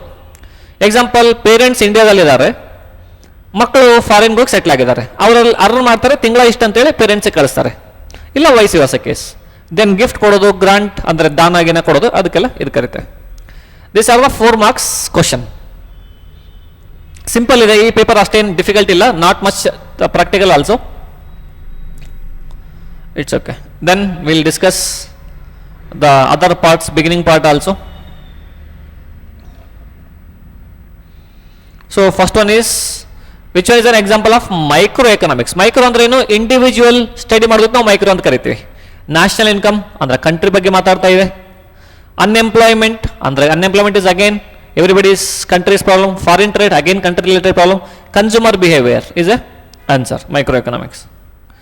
When total utility is constant, marginal utility becomes what? 0. ಇದು ನೀವು ನೋಡಿರ್ಬೇಕಲ್ಲ ಈ ಲೈನ್. ಇದು ಮ್ಯಾಕ್ಸಿಮಮ್ ಇದ್ರೆ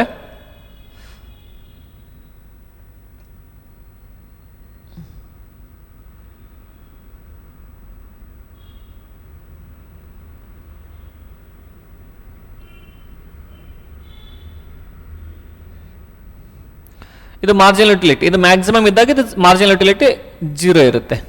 ಇದು ಒಂದಷ್ಟು ಓಕೆ, ಇಲ್ಲಿಂದ ಸ್ಟಾರ್ಟ್ ಆಗಬೇಕು, ಅದು ಓಕೆ.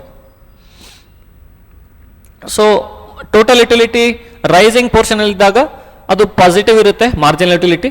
ಟೋಟಲ್ ಯುಟಿಲಿಟಿ ಕೆಳಗೆ ಬೀಳ್ಬೇಕಾದ್ರೆ ಡಿಕ್ರೀಸಿಂಗ್ ಇದ್ದಾಗ ಅದು ನೆಗೆಟಿವ್ ಆಗುತ್ತೆ. You should remember. ಇಲ್ಲಿ ಕಾನ್ಸ್ಟೆಂಟ್ ಕೇಳಿದ್ದಾರೆ, ನಾವು ಅದನ್ನು 3 ಕ್ಯಾಟಗರಿಯಲ್ಲೂ ಮಾಡಿದ್ದೀವಿ.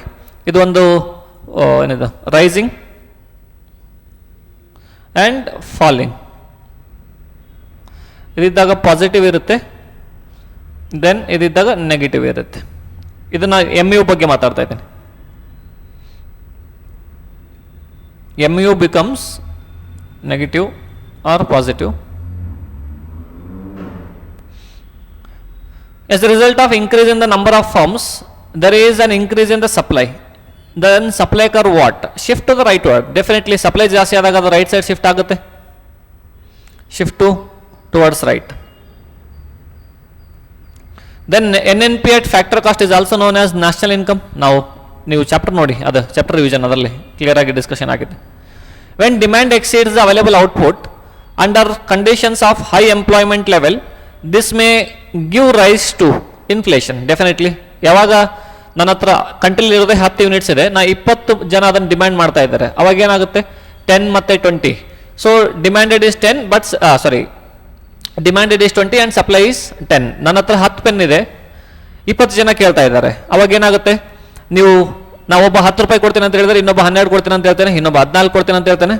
So because of these reasons the country will face the inflation related part.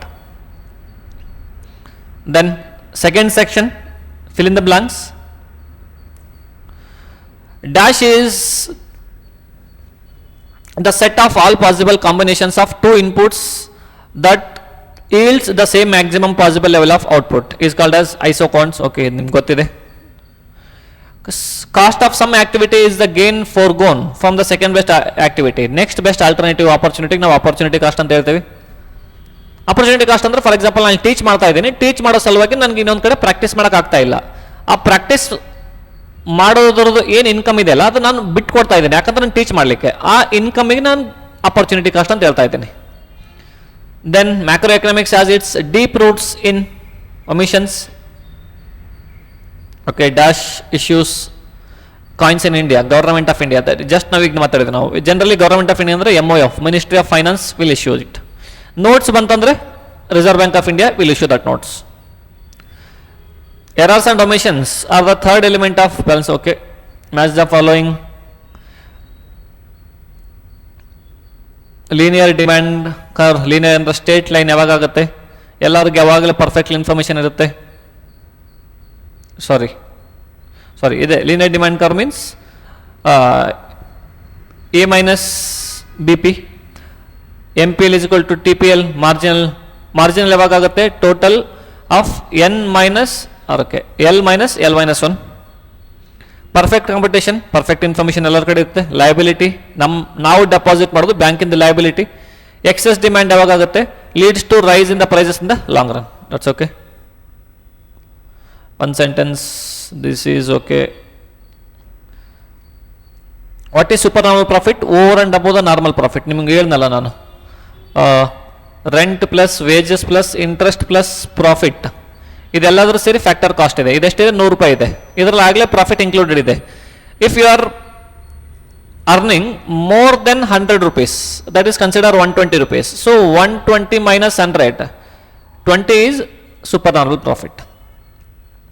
Non tax ಪೇಮೆಂಟ್ಗೆ ಒಂದು ಎಕ್ಸಾಂಪಲ್ ಕೊಡಿ. ನಾನ್ ಟ್ಯಾಕ್ಸ್ ಪೇಮೆಂಟ್ ಅಂದರೆ ನಾನು ಇನ್ಕಮ್ ಅರ್ನ್ ಮಾಡಿದಾಗ ಇನ್ಕಮ್ ಟ್ಯಾಕ್ಸ್ ಕಟ್ತೇನೆ, ಗೂಡ್ಸ್ ಪರ್ಚೇಸ್ ಮಾಡಿದಾಗ GST ಕಟ್ತೇನೆ. ಅದು ಬಿಟ್ಟು ಮತ್ತೆ ಗವರ್ಮೆಂಟಿಗೆ ಏನು ಇನ್ಕಮ್ ಇದೆ ಇಲ್ಲ ನಮ್ಗೇನು ಪೇಮೆಂಟ್ ಇದೆ, ನಾವು ಟ್ರಾಫಿಕ್ ಸಿಗ್ನಲ್ ವೈಲೇಟ್ ಮಾಡಿದಾಗ ಪೆನಾಲ್ಟಿ ಕಟ್ತೀವಿ, ಇಲ್ಲ ಒಂದಷ್ಟು ಎಲ್ಲಾದ್ರೂ ಅಪ್ಲಿಕೇಶನ್ ಆಗಬೇಕಂದ್ರೆ ಅಪ್ಲಿಕೇಶನ್ ಫೀಸ್ ಇದೆ, ಫೈನ್ಸ್ ಇದೆ, ಮತ್ತೊಂದಿದೆ. Mention one fiscal variable influencing aggregate demand. Definitely government expenditure. There are 4 things: government budget, government expenditure, taxes and debt. ಅದರಲ್ಲಿ ಒಂದು ನೀವು ಯಾವುದಾದ್ರೂ ಬರಿಬೋದು. Government expenditure, taxes, or you can write even debt or budget. ಯಾವುದಾದ್ರು ಒಂದು ಬರೀರಿ ನೀವು ಎಕ್ಸಾಮಲ್ಲಿ. What do mean by open economy? Economy is open to engage for international trade. ನಮ್ಮ ದೇಶದ ಬಾಗಿಲುಗಳನ್ನು ಓಪನ್ ಮಾಡಿ ಎಲ್ಲರಿಗೂ ಕರಿತಾ ಇದೀವಿ, ಬನ್ನಿ ಬನ್ನಿ ಬನ್ನಿ, ನೀವು ಬನ್ನಿ, ಎಲ್ಲರೂ ಬನ್ನಿ, ಎಲ್ಲರೂ ಕೂಡಿ ಬೆಳೆಯುವ. LPG 1991 ನಿಮ್ಗೆ ನೆನಪಿದೆಯಾ? Liberalisation, privatisation, globalisation. Globalization means what? Globalization is nothing but going global, that is opening our economic gates. List out the basic economic activities: production, consumption. ನಾವು ಜನ ಮಾಡುವಂಥ ಕೆಲಸ ಹೇಳ್ತಾ ಇದ್ದೀವಿ ನಾವು. 2 approaches explaining consumer behavior: cardinal utility or ordinal utility. Cardinal utility ಅಂದರೆ ನಮ್ಗೆ ಅದು ರ್ಯಾಂಕ್ ಮಾಡೋಕ್ಕಾಗುತ್ತೆ, law of diminishing marginal utility. Ordinal utility I can rank ಮಾಡ್ಬೋದು ಅಷ್ಟೇ, ಆರ್ಡರ್ ಆಫ್ ಪ್ರಿಫರೆನ್ಸ್ ಕೊಡ್ಬೋದು. What are long run cost? Which related to the changing of plant size is called as long run cost. Mention 2 determinants of firm supply curve. Okay, same. ಒಂದು ಭಾಳ ಬರಿಬೋದು ನೀವು. Price of good, cost of production, again related commodities, availability of substitutes, many things you can write. Meaning and formula of price elasticity, you can do it. Intermediary goods. Okay, ನಾವು ಬನ್ production ಮಾಡಬೇಕಾದಾಗ ನಮಗೆ ಒಂದು floor ಬರುತ್ತೆ. ಆ ಫ್ಲೋರ್ಗೆ ನಾವು intermediate consumption ಅಂತ ಕರಿತೀವಿ. Intermediate good for the purpose of production of bun. For example, ಈ ಬಟ್ಟೆ ಕ್ಲಾತ್ ತಯಾರು ಮಾಡಲಿಕ್ಕೆ, ಶರ್ಟ್ ತಯಾರು ಮಾಡಲಿಕ್ಕೆ ನಮಗೆ ಕಾಟನ್ ಬೇಕು. Cotton is an intermediate good, some intermediate good. Real G D P 400 ಇದೆ, ನಾಮಿನಲ್ ಜಿ ಡಿ ಪಿ 450 ಇದೆ. ಜಿ ಡಿ ಪಿ ಡಿಫ್ಲೇಟರ್ ಏನು? G D P deflator is equal to nominal GDP divided by real GDP. So 450 divided by 400 is equal to 112.5. Consumption function ಅಂದ್ರೆ ಎರಡು consumption ಇದೆ. ಒಂದು ನಾವು consumption function ನ a plus by ಅಂತ ಕರಿತೀವಿ. One is autonomous consumption, second one is induced consumption.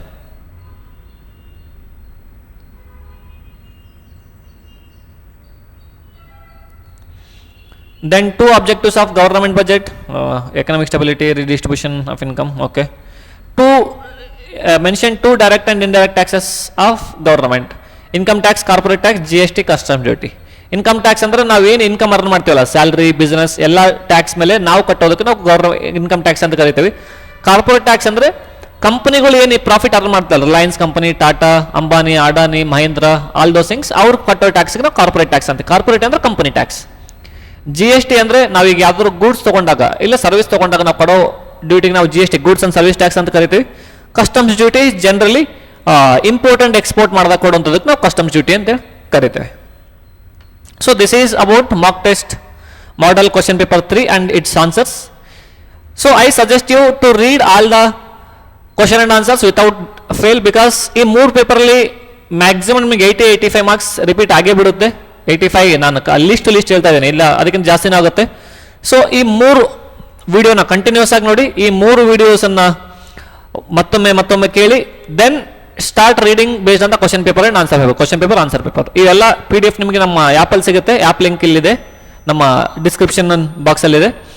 So I wish and that you get maximum marks in your examination. Flying ಕಲರ್ಸಿಂದ pass ಆಗಿ. ಆಸ್ ಎ ಟೀಚರ್ ನಮ್ಗೆ ಅದೊಂದೇ ಯಾವಾಗಲೂ ಖುಷಿ ಕೊಡೋದು. So I concluded telling, if you have any doubts, don't forget we are here. You know how to contact us. You can contact us from app, YouTube, Instagram, anywhere. We are definitely here to solve your problems. ಏನೇ doubt ಇರಲಿ, ಯಾವುದೇ ಕಾನ್ಸೆಪ್ಟಲ್ಲಿ ಇರಲಿ, ನೀವು ನಮಗೆ immediately contact ಮಾಡ್ಬೋದು. Number ಇದೆ, ಆ್ಯಪಲ್ಲಿ ಇದು ಇದೆ, ಚಾಟ್ ಮಾಡ್ಬೋದು, ಇಲ್ಲೂ ಚಾಟ್ ಮಾಡ್ಬೋದು, ಕಮೆಂಟ್ ಬಾಕ್ಸ್ ಮಾಡ್ಬೋದು, ಮತ್ತೊಂದೆಲ್ಲ ಮಾಡ್ಬೋದು. ಸೊ ನಿಮ್ಗೆ ಯಾವಾಗ ಯಾವುದೇ ಚಾಪ್ಟರಲ್ಲಿ ಯಾವುದೇ ಸಬ್ಜೆಕ್ಟಲ್ಲಿ ಡೌಟ್ ಇದ್ರೂ ನಮ್ಗೆ ಕೇಳಿ, ನಾವು ಅದ್ರ ಬಗ್ಗೆ ಮಾಡ್ತೇವೆ. ಇದು ಕ್ವಶನ್ ಪೇಪರ್ ಅಷ್ಟೇ ಡಿಸ್ಕಷನ್ ಆಗಿದೆ. ಇದರ ನಂತರ ಎಲ್ಲ ಚಾಪ್ಟರ್ ವಿಡಿಯೋನು ಈಗ ಆಗ್ತಾ ಇದೆ. ನ್ಯಾಷನಲ್ ಇನ್ಕಮ್ ಆಗಲಿ ಆಗಿದೆ, ಮನಿ ಆ್ಯಂಡ್ ಬ್ಯಾಂಕಿಂಗ್ ಬರುತ್ತೆ. ಎಲ್ಲ ಚಾಪ್ಟರ್ ಯಾವ್ದು ಇಂಪಾರ್ಟೆಂಟ್ ಇದೆ ಫಸ್ಟ್ ಅದನ್ನು ಮಾಡಿ, ಉಳಿದ ಎಲ್ಲ ಚಾಪ್ಟರ್ಸು ತದನಂತರ ಮಾಡ್ತೇವೆ. ಸೊ ಇಷ್ಟ ಹೇಳ್ತಾ ಟಾಟಾ, ಬಾಯ್ ಬಾಯ್. ಓದಿ ಓದಿ ಓದಿ, ಅದು ಬಿಟ್ಟರೆ ನಿಮ್ಗೆ ಇನ್ನೂ ಬೇರೆ ಇರಬಾರ್ದು. ಇದೊಂಥರ ತಪಸ್ಸಿನ ಥರ, ಎಲ್ಲ ತೆಗೆದಿಟ್ಟು ಇನ್ನೊಂದು 3-4 ತಿಂಗಳು ಓದಿ ಮುಗಿತು ನಿಮ್ದೆಲ್ಲ. ಆಮೇಲೆ ಯಾವುದೆಷ್ಟು ಮಜಾ ಮಾಡಿದ್ರು ನಿಮ್ಗೆ ಯಾರು ಕೇಳೋರಿಲ್ಲ. Thank you, bye bye. C A Viraj signing of.